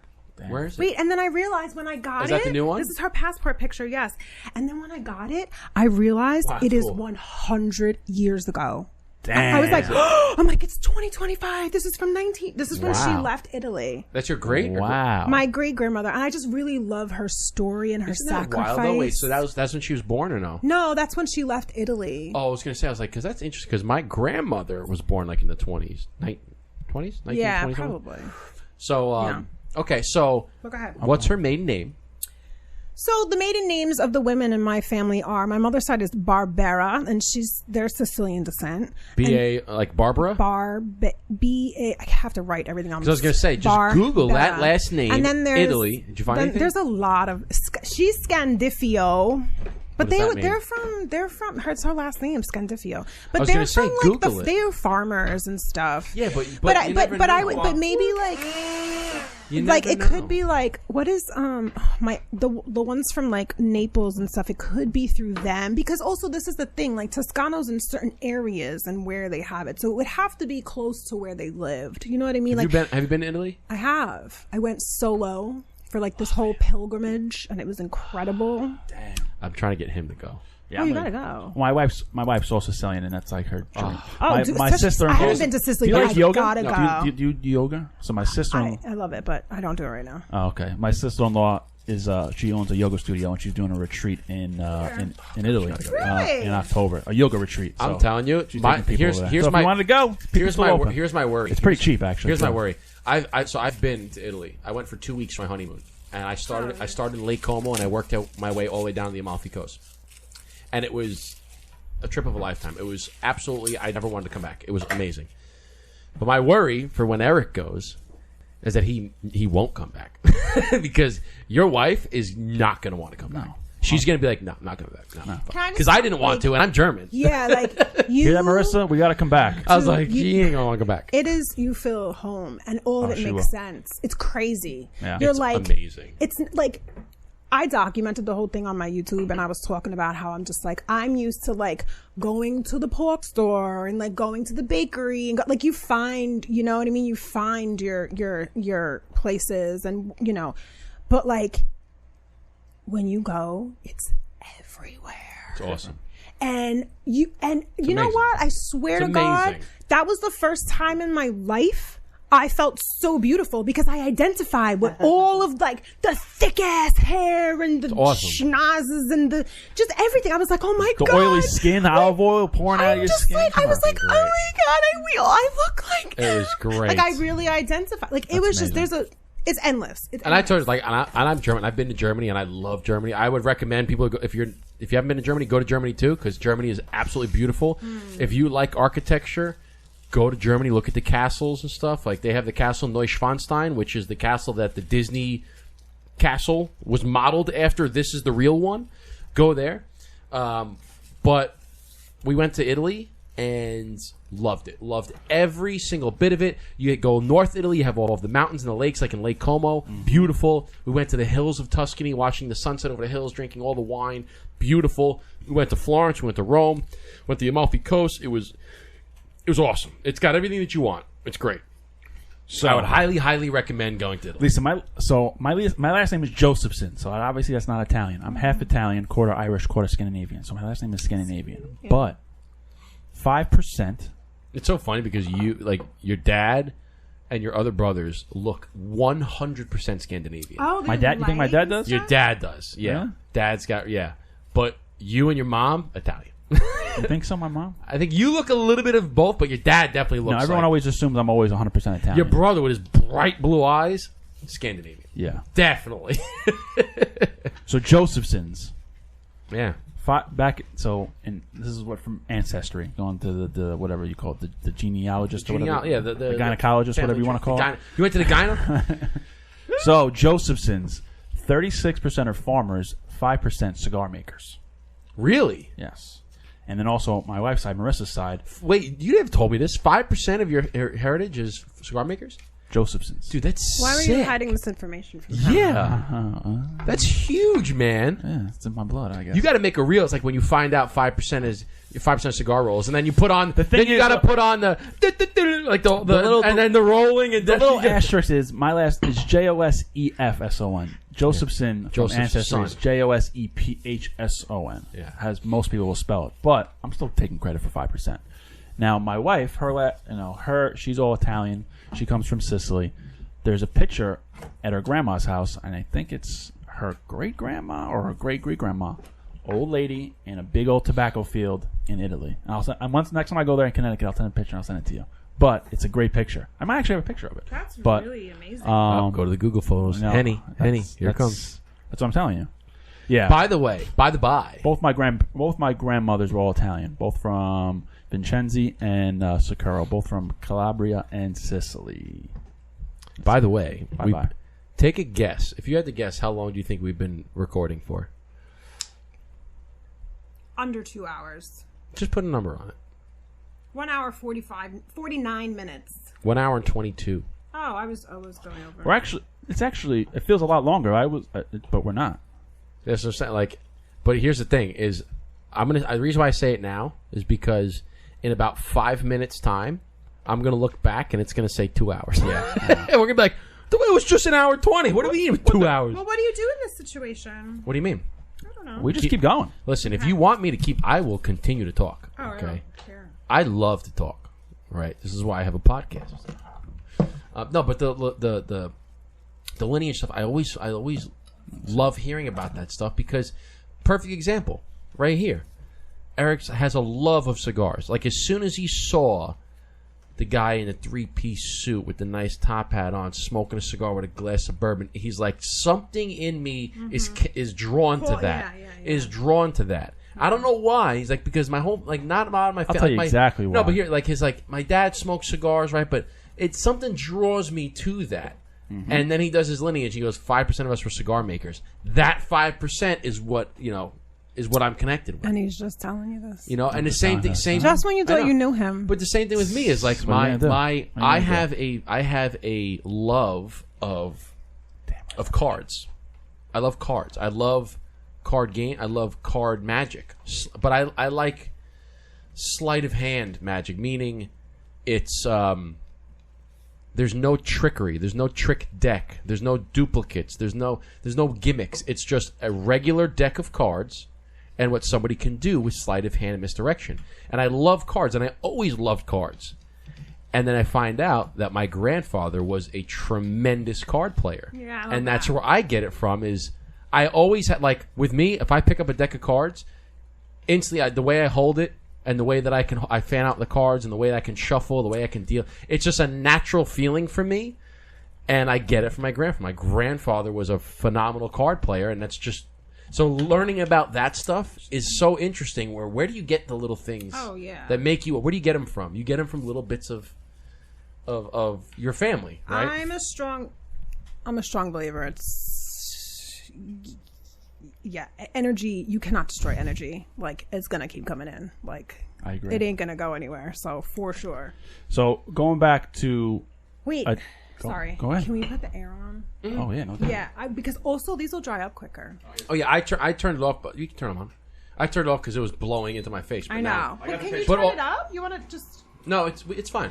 Because we did... Look at that. Is that go. So why is she there? She in a tobacco field? This is a tobacco field. This is That's your great grandmother? This is This is on Marissa's side.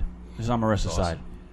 I forget the exact story behind this. By the way, yeah, those this are is in a tobacco Those field. are awesome scissors. You see those scissors, bro? Yeah, they're sweet. Those are scissors. Those are some scissors. So, fun fact. Another fun fact. Those are skizzers, is what we call them. I love the gold. So the fun fact about our cigar here, the Blueprint, right? Well, this is our first cigar that we started coming out with. And we were thinking of a name.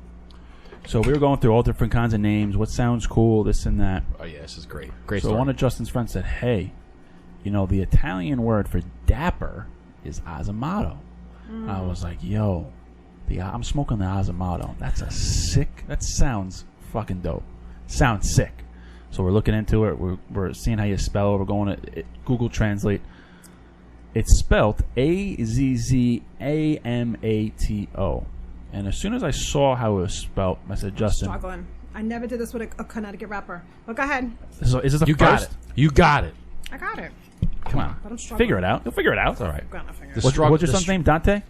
Yeah, Dante. Lorenzo and Lorenzo. Dante. Listen, She's going to figure it Both of out. them. The struggle is what makes it beautiful. There you know go. what I'm But go saying? ahead. Let's hear it. That should be a motto. You should put that on your box. The struggle makes it beautiful. Damn.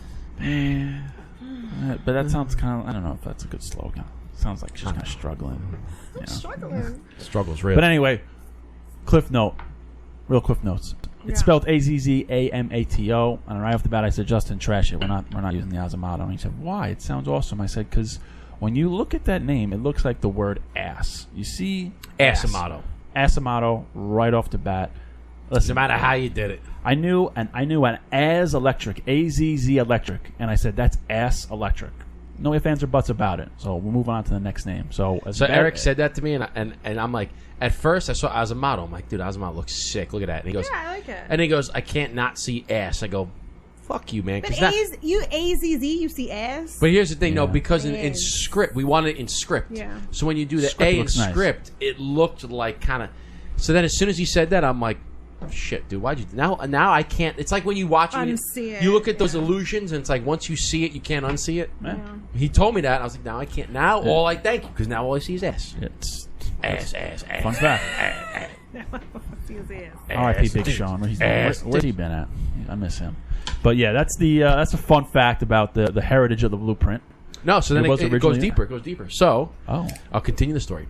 So the Blueprint, when we first... This is like a Toscana. I'm done. I'm done. All right. This is pretty My work is done. I want to smoke that one. Oh, really? Okay. It's kinda like I can't promise it. I've never done it with a All right. Connecticut wrapper. So, here- Lancero. so hold on. Okay. So hold on a Yes. second. I'm what they call a Lancero lover. Okay, Lancero ho. I love Lanceros. Okay. Most people are kind of turned off about Lanceros. Hi, Charles. Most people are turned off about Lanceros because they're long and skinny. They're like, I don't want to smoke that. That's kind of... I'm not a Lancero lover. Not my style. But I've always said, listen, you have to try Lanceros because if you have, like, for instance, you have 2 cigars here, right? So you have this one, okay, and then you have this one, okay? Now, they're about the same length, all right? About the same length. Now, obviously, they're 2 different wrappers, okay? But if these were both the same exact blend and the same exact wrapper... It's going to be a different experience. Same everything. Yep. They're going to be 2 completely different experiences because this one on the right, that's a little bit thicker, the ratio of wrapper to filler is different than the ratio of wrapper to filler here. So in the Lancero, the wrapper tends to take on a little bit more flavor than in a thicker cigar like a Toro.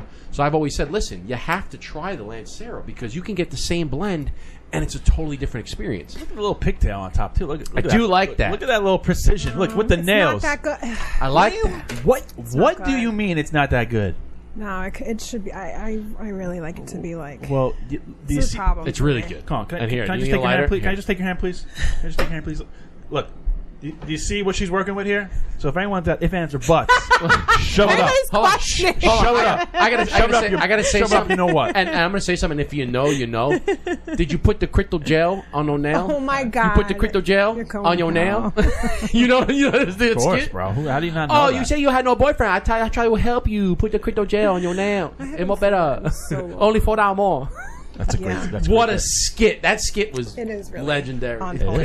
I don't get my nails done, but I imagine like for the women that go and get your nails done, you know exactly what she's talking about. Of course. Oh, you don't have. I put $4 more. Next thing you know, it's like I came in for $50 nails. I'd spend $197. Yeah, that's why I got them done in Bali because they would have been like $100. Wait! Whoa! Hold the phone. Back the F up here. Yeah, I just got You back went to Bali for the 3rd time. She just got back. That's why we're doing it today. She couldn't do it earlier. Yeah, he invited All me right, sooner. tell us about. I want to go. Oh, dude, that was on the list of honeymoon spots. Listen to me. Okay, I'm not. Hold on. She's back now. She's not rolling. She's not working. Was it not like? Was it not? Listen to me. I'm very serious. I'm listening. Here, here's a lighter. Hold on, let me turn my headphones up a little. Here's a lighter. Thank you. Get back to the cigar. Hold on. We're gonna take a break. We're gonna take a second. Take a second. Take a breath. Light the cigar. Okay. Enjoy yourself. Seriously. Oh yeah. I gotta take the final thing of this. Yeah. Excuse me. Sorry. Yeah. The finished product. Oh, this is gonna be a dope reel. Yeah, Lumi. Now you have to do it. I'm gonna do that, but now you have to like look at the camera and do like a wink or something. Ready? Hold on. Get real into it. That's sick. That's gonna be a dope reel. We're gonna put the whole thing live, cigar rolled on the show. All right, Bali. Tell us. Okay. So. Because that's sick. So. First off, how long was the flight? Like I said, guys, I don't do drugs, but. You did him then. I'm not in having.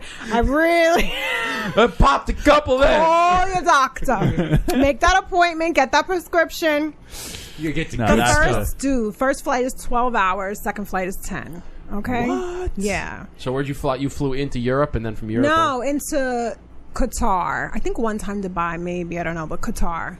So this is my 3rd time, right? So quickly. So first time I wanted to go, I was telling Jeremy, my boyfriend, I was like, look, I really want to go with you. Yeah. So 2023, I said, this is my like one-time dream trip.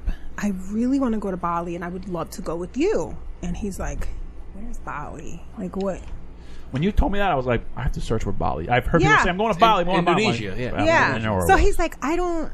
So anyway, it was like, all right, if you really want to go, I'll go with you. Because, of course, the flight, like, you know, that's the problem for everybody. Like, most people, they're like... Just fly first class.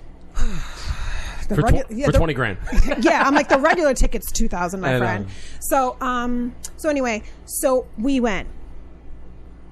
And then the second year, he's like, we got to go back. Holy shit, we got to go back. We went back last summer. This summer, I'm like, let's try something new. He's like, no, chill. He's like, was like almost like as if I was like cheating. Like he's like, what? Why would you do that? Why would you take this away from me? It's like, our special place. Yeah, what's better than? And I was like, okay, dude, let's just go. Right. So anyway, now let me ask you this. So, because I've heard, and this is one of the reasons why I wanted to go too, is so getting there, right, is long and expensive. Okay, for most regular travelers, $2,000 a ticket, you know, is not hefty. Chump change. It's a hefty ticket. Yeah, but once you're there, you're balling. It is like you can take the same price, $2,000 for a ticket to get there, and then take the same $2,000, and you're like fucking royalty. You're balling. Like, seriously, like when you're nuts. So wait, let's just go back to Bali, the island. Whatever you envision, heaven, paradise, really died and went to. I have chills just talking about. The land is so abundant. It's like biblical or something. I swear to you, it is like you're like, wait, fresh water's coming out the ground. People are praying throughout, like everyone's smiling. You can literally, when you get there, you could feel the land. You can feel how it is so incredible. It is just beyond. It is the most. You never saw nothing like it in your life. It's just beyond. Really? With that being said, super cool fun fact that is one of my favorites is nothing is imported. Out in the pasture and they're eating grass. But when it's time to slaughter them, they take them in, they pump them up with shit, and then they slaughter them, right? Grass-fed, grass-finished means the cow is just in the pasture eating what it's supposed to eat. Yeah. And then it's like somebody, like a hunter says, okay, that one I'm going to take down today. Bang. Yeah. They harvest, but it's all natural. It's such a difference. It's so different. When you go over to Europe, it's totally different. But here, like, all the food is just, it's so artificial. It's really and I go to Europe one time. Anywhere not from America. Go to Europe. Go to Italy, go to Germany, go to Asia. It's the food, like, and the food is different because it's all just natural. Yeah. Like we had a dinner at this one lady's. We had a private dinner where my wife and I we took a car in. They dropped us off at this lady's farm, big farm. Dropped us off at her house, and it was just my wife, myself, and the owner of the house, owner of the property. And we cooked dinner with her. We cooked an appetizer, a dinner, and a dessert. Every single ingredient in the dish was from her farm. All the way down to the cheese was made from the goat's milk that she had goats. I was talking to the goats. I was like, bah, they were bah. It was great. You were talking to the goat? Yeah. I was just, like, it's like, oh, the goats are outside. I'm like, really? So I went outside and I go, bah, and the goat was like, bah, right back. I'm like, she goes, yeah, and milk came from that goat a couple days ago. We made cheese. The tomatoes. We had wild boar ragu. She goes, I shot and killed that wild boar on my property the other day with my father. Every single thing that's like goals in my life was from that, and it was like one of the best meals I had in my life. Yeah. But it was so fresh, and you could taste how fresh it was. Yeah, you could really taste the difference. Have you left the country? Yeah. Where'd you go? Mexico, Aruba, where else? Canada. Nowhere. Have you been to Europe or no? Never been to Europe. What about you? Yeah, I've been a bunch of places. Oh yeah, that's about. I'm an Asia person. So I've been. Have you been to Asia? Yes. No, I've been to Taiwan. I've never been to Europe. Taiwan. West and south. West and south. I guess. So I've been to South America. So I've been to Mexico. I've been to Costa Rica. I want to go to Costa Rica. I've been to I've been to the Caribbean. So I've been to St. Lucia. I went to Canada. I went to Europe. I've been in Germany and Italy, and I flew through Austria. So I kind of stayed there a little bit, I didn't party or like go out. And then I've been to Taiwan for 2 weeks for work. I flew into Hong Kong, which was 16-hour flight up over the North Pole, which is actually kind of cool. I think I have a picture somewhere on like. See, that stuff freaks me out. You know how like they have the TV. Shit freaks me out like that. You know when you're going flying to the North Pole, bro. So listen, so you know how they have the TV. Are you gonna crash with Santa Claus? Like they got the TV and you can track the flight. And it shows you where you are. I think I have a picture of we were over like the North Pole. I was like, it's kind of cool. When you know you're gonna be over water for hours and hours, Europe. It really is scary.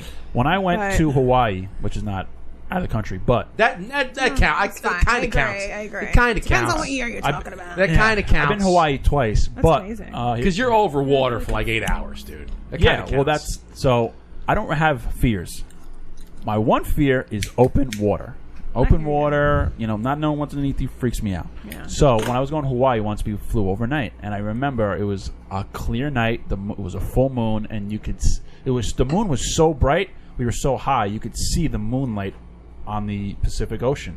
And all I could think about is like, if you crash a plane in this water, you are long forgotten, my friend. You are never being seen again. And that's like when you say falling on the North Pole, I'm like, fucking shit freaks me out. I know. That's why flying doesn't make me scared. You want to hear something that freaks? Only thing that freaks me out about flying is just taking off. I'm just hoping no birds flying the engine. Nothing happens. That's when I'm sign of the cross. Yep. But if you are you a clapper when you land? I'm actually not. Thank God. Okay, no, neither am I. I'm not. It's hilarious. Are you a person that does this when they land? No. That's okay. No. Neither of you better be. No, hell no. Okay, I'm going to explain. Hell no. I'm going to explain my case. Hell no. Sit down. I'm going to explain my case. I'll stand up, though. Okay. As long as we can, I'm like, let me stand up. No problem. But I'm not going to start inconveniencing people. So that's, all right, that's the difference.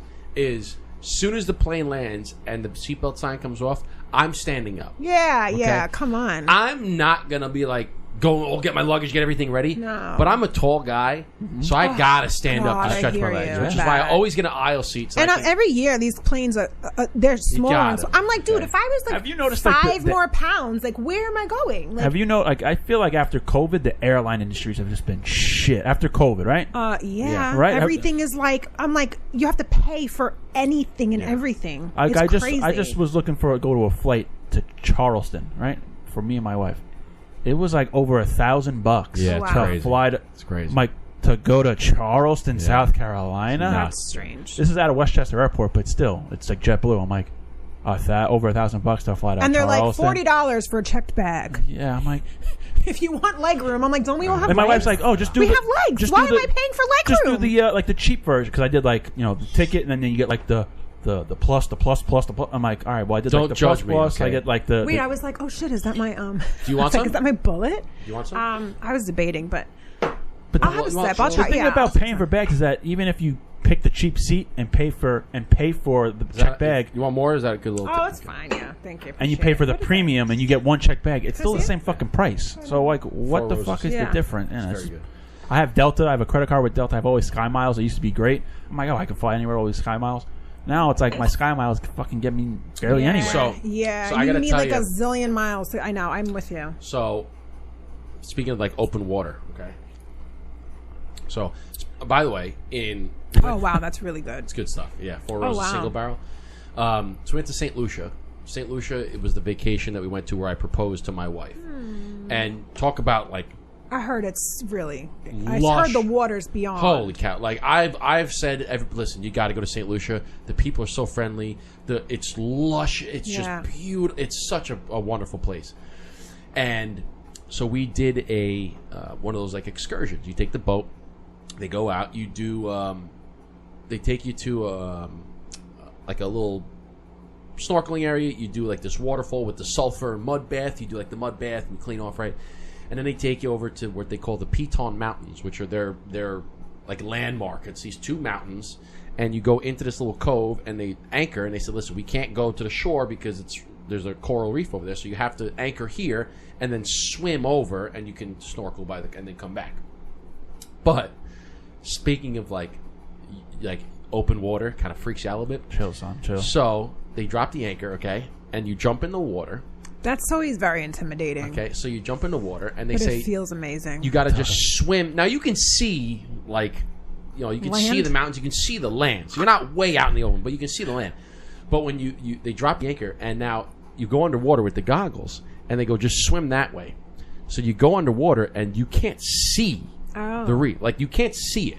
But they say just keep swimming, and eventually it'll pop. It'll start to come to vision.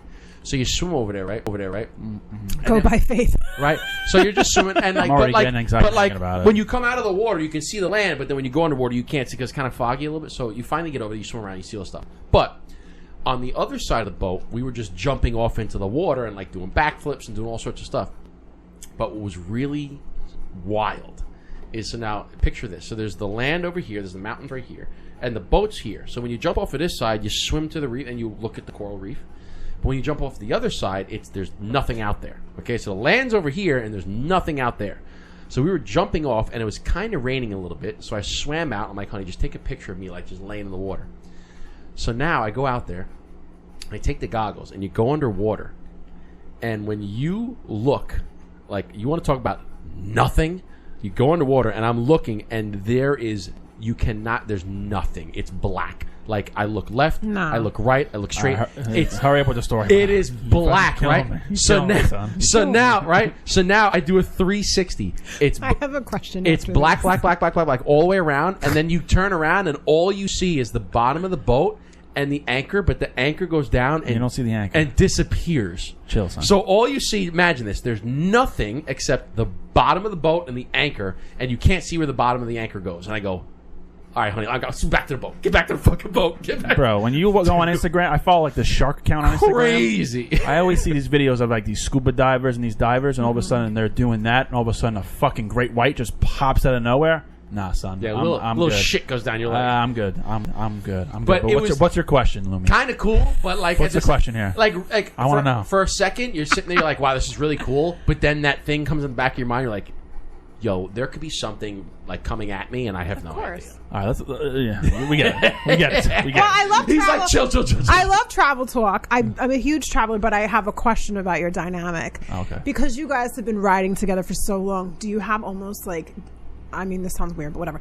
Like almost like husband and wife. Like I heard this. You know when like you're with somebody for so long, you're like, I heard this story, or like it's hilarious. I'm like when you're telling me stuff, I'm like, I know. Yes. All right. Yes. Let me tell you this. Yes. I've known this man for over 10 years. You're probably like, yes. It's probably like yes. I've heard him go to Italy a million times. Hilarious. The food is amazing. Him and his wife are the best.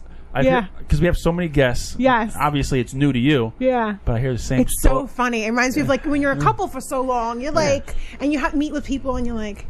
It's like, I know where this is going. I love Italy. I love you and I support you. You're like, I love Italy. Just like, let me tell you about Italy. I'm like, here we go. Here we go. Check, please. But you know what?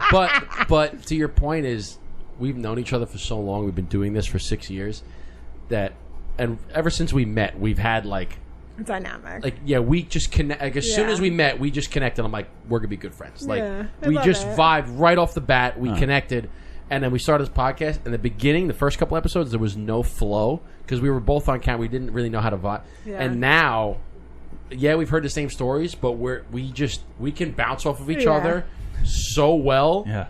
That it's like a husband and wife type. I'm telling you, like earlier when we said like Justin can go on, like there's times where it's like he talks for like 5-6 minutes straight, and I'm like, I'm gonna get the reel, I'm gonna put the fish and the lure out. I'm like, what's the cue for each other? What's the back in? But you know what's funny about that too is Justin sees it in my face. Once I kind of like lose like emotion, he's like, all right, let me cover this up. But I'll tell you, sometimes it actually works to our benefit because there's been episodes where Eric he'll come in and he's had a really, really long day and he's just like drained. Hold me down. And he's drained. And he'll be like, Justin, I kind of need you. I need you on this one. I say, got you, no problem. And like he's like, Justin, like I know that you can talk, but like I need you to talk a little bit. That's so funny. And I'll pick it up and I'll notice like, all right, he's kind of not really feeling. Yeah. But we're gonna do the episode, so he'll just. And I'll just run with it. I'll just keep going. And there's other times where I'm not really into it, and Eric's not really the guy that's kind of talk, but he goes, "I'm gonna do it this episode." I'm more of a listener. Inhale the information and then just keep going, keep going. But he's got stories. Don't let him fool you. Sure. I have plenty of stories. He's got stories. But they with the receipts to go with it, pointing to Google Photos. God, I know. Oh yeah. Wow, I'm like jealous. I'm like, you would think if I told you stories, they would sound fake. Like if I was like, I was on stage with so, you'd be like, and I'm like, I swear to God. No. Okay. That's one thing I'll say about myself. I can like. Oh, remember back in 2008 when we did this? I'm like, let me pull up the picture real quick. I'll show you. I wish. All my friends are like, where's that picture doing this? I'm like, I got you. Let me pull it up real quick. I wish. I have. But I want to ask you a question about the tats here. See, husband and wife. Okay. This is, because I was going to say, I have a question. I want to get into the tats. Because you're tatted all over, right? Yeah. I see tattoos all over. And they all have like a reason, I know that every single one has a story, but I want to ask specifically for the dots on your finger. You know what's let me see this. That's so funny. I'm always like, everything has a reason, but these don't. I For me, I swear. Because I'm looking at all the tattoos, I see the nails. I'm like, what do those dots mean on her finger? In my, I don't know. It's so weird. I was born in '83, right? So like that was like Willow, like very magic, majestic, never-ending story. I don't know, like never-ending story. So I was like always by nature like a super witchy kid, like to this day, right? So like I envisioned for some reason I saw dots there, and then for like I really wanted this like right here. I wanted a thing there, but that's like really pushing it. I was debating, whatever. Are you like a chest tattoo? Are you into those? I like them. I do, but you got one down like right here. Yeah, right? I have my stomach. Yeah. What is that? It's a tiger with a third eye. There's a reason for that too. But these, I just visually saw in my mind. I was like, it would be so dope. And for me, I don't know. I like. Let me see them. They're just like dots, and then I have like a little star thingy. I don't know. I just wanted them. What'd they charge you for that? $150. 4 dots. I don't know. It's my guy. I don't. Actually, it's a lot. You were probably getting another one done. Like, put some dots on I'm there. like, you got 5 more minutes? Put some dots on you. Yeah. I don't. It's just to me, it's like I don't know. Have you ever gotten any tattoos removed? No, I don't. I'm not a person that's like regretful. So, have you ever gotten any of them like changed or like covered? I'm working on a switched? cover up on my back. Actually, I have a cover up on my thigh. Yeah. Go ahead, keep on. No, it's fine. Because the reason why I've asked for tattoo removal because that hurts like. I heard it's like murder. Because my wife Marissa, her middle name is Faith, and when she was 18, she wanted to be rebellious and got the word Faith on the back of her neck, and she went back to get it removed, the same spot, and he goes, damn, I gave that to you? It looks like a Mexican gang tattoo. And she's like, thanks a fucking lot. So she needs like 1 or 2 more sessions. I heard it. Oh, she's getting it removed? She got it done? Oh, she went like it hurts like a 3 bitch. or 4 sessions. It's like $100 a time. But I went with her every single time. But with that, you're probably better off getting it taken off than adding to your neck. Oh, no, yeah. Like, she was like, I completely regret this. Like, I was going against my mom, like, F you, I want to get this tattoo.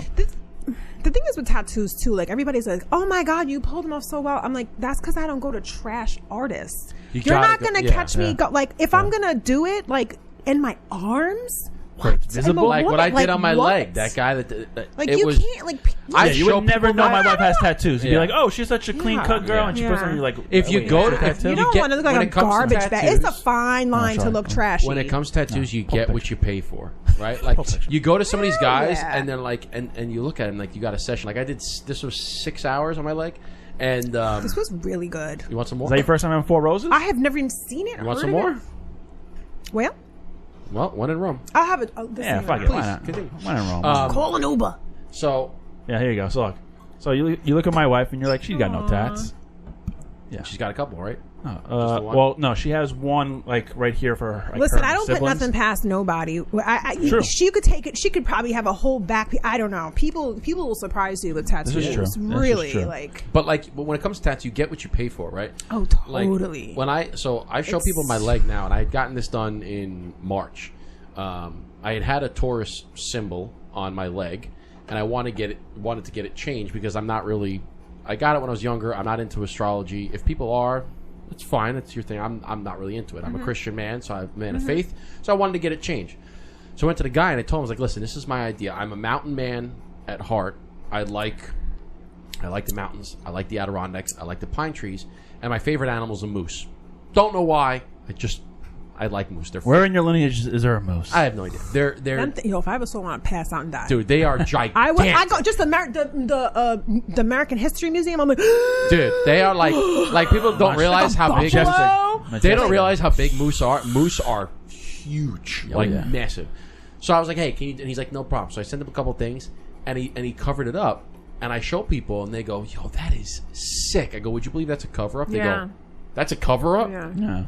I said, yeah, let me show you what was underneath it. And it wasn't an extensive tattoo. It was a simple tattoo, but he covered it up. And I go, this is... You get what you pay for. When you go to a good artist, and he's been tattooing for over a decade... But people don't know. They and really don't. It is phenomenal. Yeah. So I have him now. He's going to do my sleeve thing. And it's funny, you do the dots. And so when he does the sleeve, I'm like, hey, like 5 more minutes? Can you put my son's name on my wrist over here? I actually just recently got my kids' names on the back of each ankle, like really thin, like in script. That's exactly what I want. Yeah, it's really. I don't know if I want to do it like in here or like on my something small. My daughter's name is Ava, So like I don't really know where to put. Like I was like, Marissa, I'm thinking about like putting it. And she's like, oh wow, I'm Do like, it. but I don't know where. Put on your chest right here. When you'll know when it's time. I feel like I want to do it. I feel like it's got to come to listen, me and be like, listen, I got I'm going to tell you something. Does it hurt? Oh my god, I can't. So it depends. Men can't handle tattoos. Listen, I gotta be honest with you. It depends on I can't. where. Men You guys deliver babies, hey, you know. You guys no, okay. Is this gonna hurt? I'm like, it doesn't hurt. Okay, Depending on where you get it. dude, you can have like a near-death experience in some locations. Depending on where you. So my buddy. I thought you were about to say my butt. I'm like, you got a tattoo in your butt. So like on my leg. You know what I compare it to? You ever have a really bad sunburn? Yeah, it could you ever burn. have a really bad sunburn, and then like somebody comes up to you and they like, what's up, bro? They slap your back. And you're like, oh fuck, dude.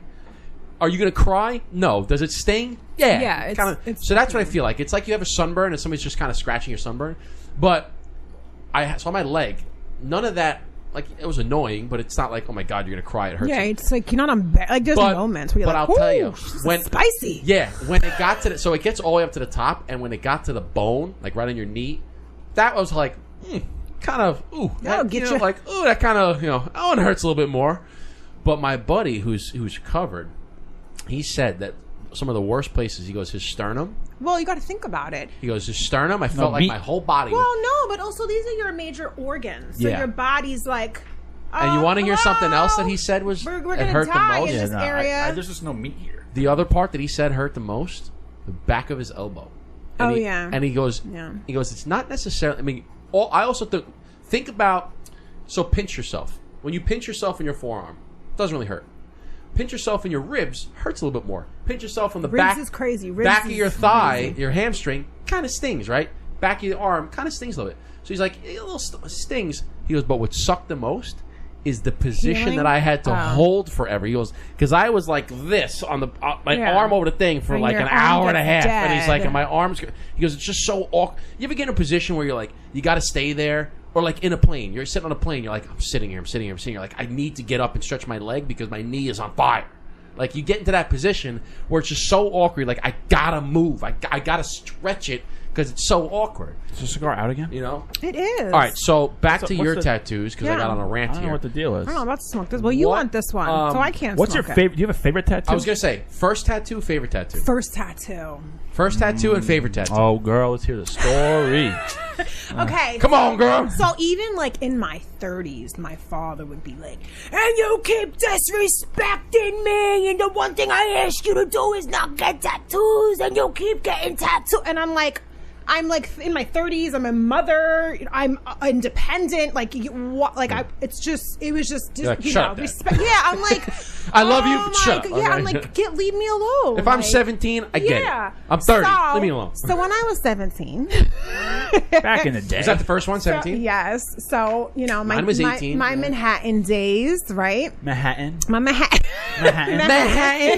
Come on, I get it. So there's no T in Manhattan. Oh god, that's so funny. Someone can make fun of me. So in my Manhattan days, I went to the LES, and so I always just singing was my thing. I played all over, blah blah blah, whatever. So I wanted a G clef, and I was like, where can I hide it? So on my butt. So I got it. Actually, I remember my inspiration. It was Courtney Love. She had a K right here for Kurt Cobain.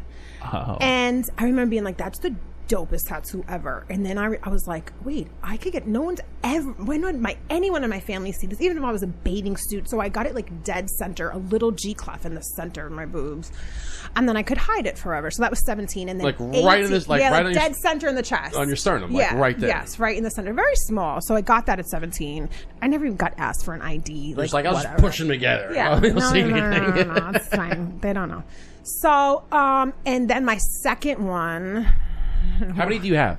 I have no idea. Yeah, at this point, you lose count. I really don't. I have a lot. I stopped counting at like 25. Like, let me ask you, like, what counts as a tattoo? Like, this is one, but are these individual tattoos? Ink on skin. Yeah, you know what I mean? These are old, dude. These are so old. This is my note. Yeah, this is my newest too. I feel like they're very. I did this in one day. This and this. I feel like they're very like strategically spaced correctly. This is like 20 years of like work. So what's the favorite one? What's your favorite tattoo? Well, we didn't get to our second one because it sounded like there was once again, I had to hide it. So that was when tramp stamps were a thing, right? So I wrote in script, really large, in script, strength in my lower back. Nice. And then, like, eventually, like, added to it. So you got a tramp stamp. Yeah, and then I added it and added to it. What do they say? Wedding crashers? Tattoo on the lower back. Might as well be a bullseye. Yep. So. Yep, exactly. So then, that was hidden. So what was the first one that wasn't visible? Hidden? Yeah, visible. Where you were like, Dad, I got it. God. I always said I would never do my arms. Yeah. That's hilarious, right? Psych. I think it was this one. This mermaid with the booty. Yeah, what is that? That's mermaid with the booty. That's like the sailor thing, like the what do they call those? It's a sailor tattoo. The sailor mermaids. There's a name for that. I forget what they're called. So that was my first one on my arm. Couldn't and then hide I that. got the No, and then it was just my family was just disgraziata. They were just just disgusted by me, and I'm like if this is the worst thing I'm doing, like what I don't do drugs. Seriously, I'm growing up in the 80s and 90s. Unless I'm going to Bali and I'm doing some. But I'm like so. All right, so what's the favorite one now? I don't.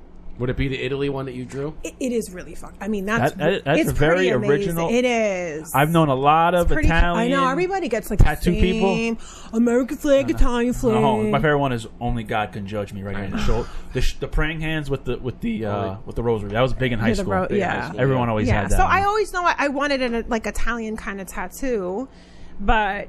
Yeah, I was like, you know what? My whole family's from Italy, Brooklyn. How can I create that? And then, I created this. This one is really dope. Like, this is old, too. It looks good. I noticed a lot of, like, old school Italian dads. Like, my neighbor, he had a Black Panther. But I didn't realize. That's like an Italian. Really? I forgot but I've seen, like, 4 or 5 guys. And I forgot what the reasoning was behind that. But Black Panther, I got to look it up. Maybe ask ChatGPT. Yeah, I don't know. I don't know if I have a favorite because they really all have something, and I really do love them. And so I don't know. What's the next one you're getting? Oh, I literally just got these like a week ago. So what's the next one? Well, I'm still working on my cover up on my back. And so once you get one, it's like you always so there's always this. I always heard the saying of you eat as a tattoo. Like people have tattoos. You either have like 3 or less, or like 15. I'm not really sure. Like I always tell my buddies, like you either have like 1, 2, like a couple, or you have like 15 of them. But there's no I got 5 tattoos. It's like I'm either having because once you get one, then you get a second one, and it's like all right, then you get a third one, and then it goes from 3 to 10 real quick. I guess it depends. Also, like if you really do love it. I just also like I'm a super expressive, creative person, and I don't know. I'm just like. Buddy of mine has a really cool tattoo on his back. So a German guy has a German eagle on his back. Okay? And full back piece. And so he's got the German eagle and he started with a couple feathers.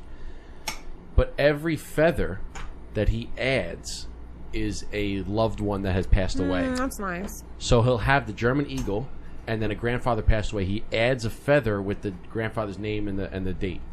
And then he has a grandmother, and he adds a feather. So he keeps adding. He has the first one. I think his father had passed away.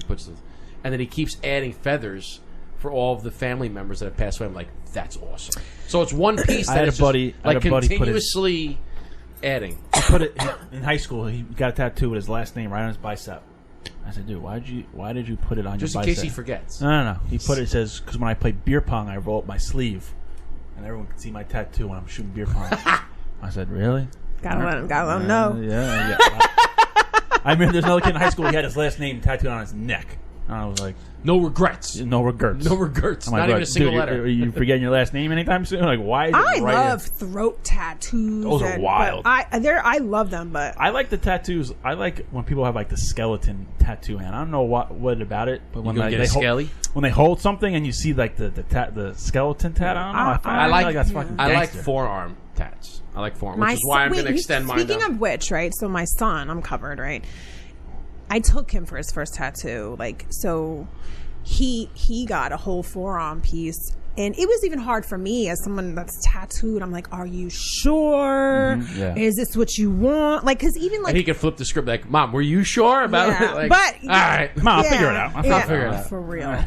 But yeah, so he got a whole piece. But once again, I took him to like top notch. You got to go to the top artist, and his tattoo looks killer. So, but even like as, even like, a my parent, guy, when I wanted to do this whole thing, he's like, listen, here's I'm going to tell you right now. He goes, I'm doing 2 sessions. He's like, I'm not doing it all in one. You might even have to do 3. He's like, we're going to do 2 sessions. Because I would tell you, after 3 hours, you're going to be like, well, this one was 6 on my leg. I did it one day. But after 3 hours, your body can't really like.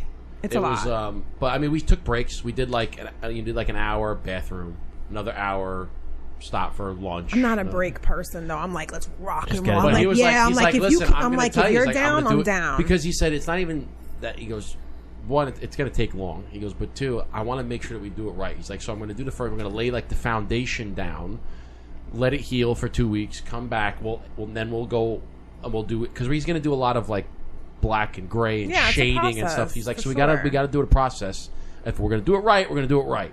Now the forearm stuff, like with the scriptures, there's nothing here. He's like, but up here we're going to add a lot and we're going to change some things. He's like, so we're going to do it right, which is I look back. Look at this writing. Look how old this is. This was like a friend of mine. What does that say? What does it say?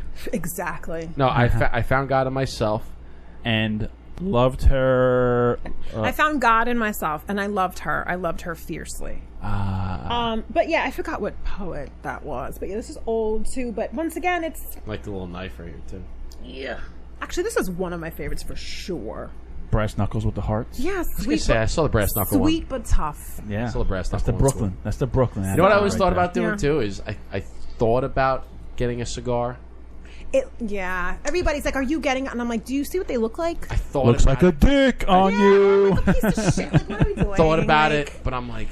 Yeah, I've tried to think of something cigar. Everybody's like, "Oh, are you getting this tattooed on you?" I'm like, "No." I thought about getting like a cigar and a glass of whiskey because I saw an outrageous tattoo today. I mean, it would be good if it was like very a realism tattoo. I like realism tattoos. Oh, so then if you went to like a killer realism, it would. Which work. is like you saw like my leg one. Yeah. That moose is not like that's a realism. What about this tattoo?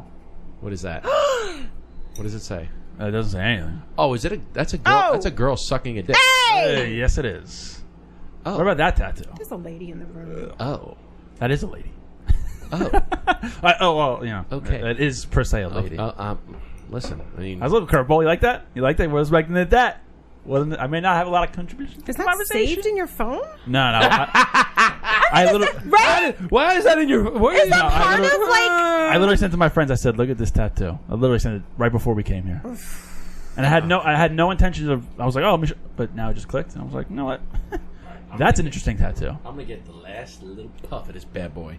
So remember, I said, "Oh, we're at an hour and 20. We're gonna look down 5 minutes later." We're at 2 hours and 10 minutes. No way. Yeah, I believe that. So we're coming up to the end because it's 7 o'clock and your boy's getting a little hungry. Hangry. So this is. Do we have any other questions? We talked about a lot. I think we squeezed a lot of questions for Lisa. So here is the moment of the episode where, you know what, we're going to ask the question. I really want to smoke this. I'm bummed out. I'm going to ask the question. Keep it. Smoke it. I think I might on the way home. Do it. And then we're going to ask another question. So, last question. If you could smoke a cigar... had time to think about this now. ...with anybody, dead or alive, who would it be and why? For a thug, I cry very easily. For a thug, I cry. Listen, everybody cries, man. That's a song. When Thugs Cry. By? When Thugs Cry? I know When Doves Cry. Listen. Bone Thugs and Harmony. Everybody cries. Okay, listen. That is who is it? That's When Doves Cry? Yes, that's I'm not telling you. No, hold on, I know. What's it? He passed away. Bone Thugs and Harmony. No. When Doves Cry is Is your favorite Super Bowl performance? Who's your favorite Super Bowl performance? Prince? Yeah, thank you. There you go, Prince. Thank you. Okay, so I feel like in the past I probably would have been like, I don't know who I would have said. Actually, famous. I don't. Doesn't have to be know. famous. Yeah, I know. I'm just saying, like maybe in the past I would have said something. But I would I mean, my father passed away, and what I'm doing right now is like totally aligned with like everything. So definitely my father. Like, gotta be. No, How long did your father pass away? I'm so bad. I'm like a dog with time. You know, when like they come in the house and you don't know if Roughly. it's like 5, 10, yeah, like 15. 22. I think in 2022. I think that was the year. So a few years ago. Yeah, 3 years ago. Yeah. So now you would roll him a cigar and you'd smoke it. Oh my God, I could cry just hearing that. Yeah, for sure. Was that a part of your inspiration to starting to roll cigar, like starting your own cigar business? It organically turned into that because, like I said, quick wrap up of your question of how did I get into this is it was just like, whoa, this is dope. I want to do this. To okay, I'm going to learn, and then me exploring where Italians what their role was, right? Yeah. And I was like, oh my God, it's women. That's so badass. Learning. Also with that, it was like the first feminism movement in Italy. It was the first time women were equally paid as men. Wow. They had nurseries there. When women were rolling, they would breastfeed their kids, come back. Like it with was a stove. It was Damn, that's pretty it cool. was, I never knew that. Yeah, it was like quite the movement for women in Italy, right? So in Italy, for Italian women back in the day, even to this day, the start of equality was tobacco. One of the top, yes, Wow. yes, Wow. equal Wow. rights, equal pay, all of that. Cigars. Come on. son. Yeah. So yeah, that was that, and then it turned into me being like, hold on, this is like also such a mafioso thing and such a huge Italian American thing. Who is doing this in the Italian American world?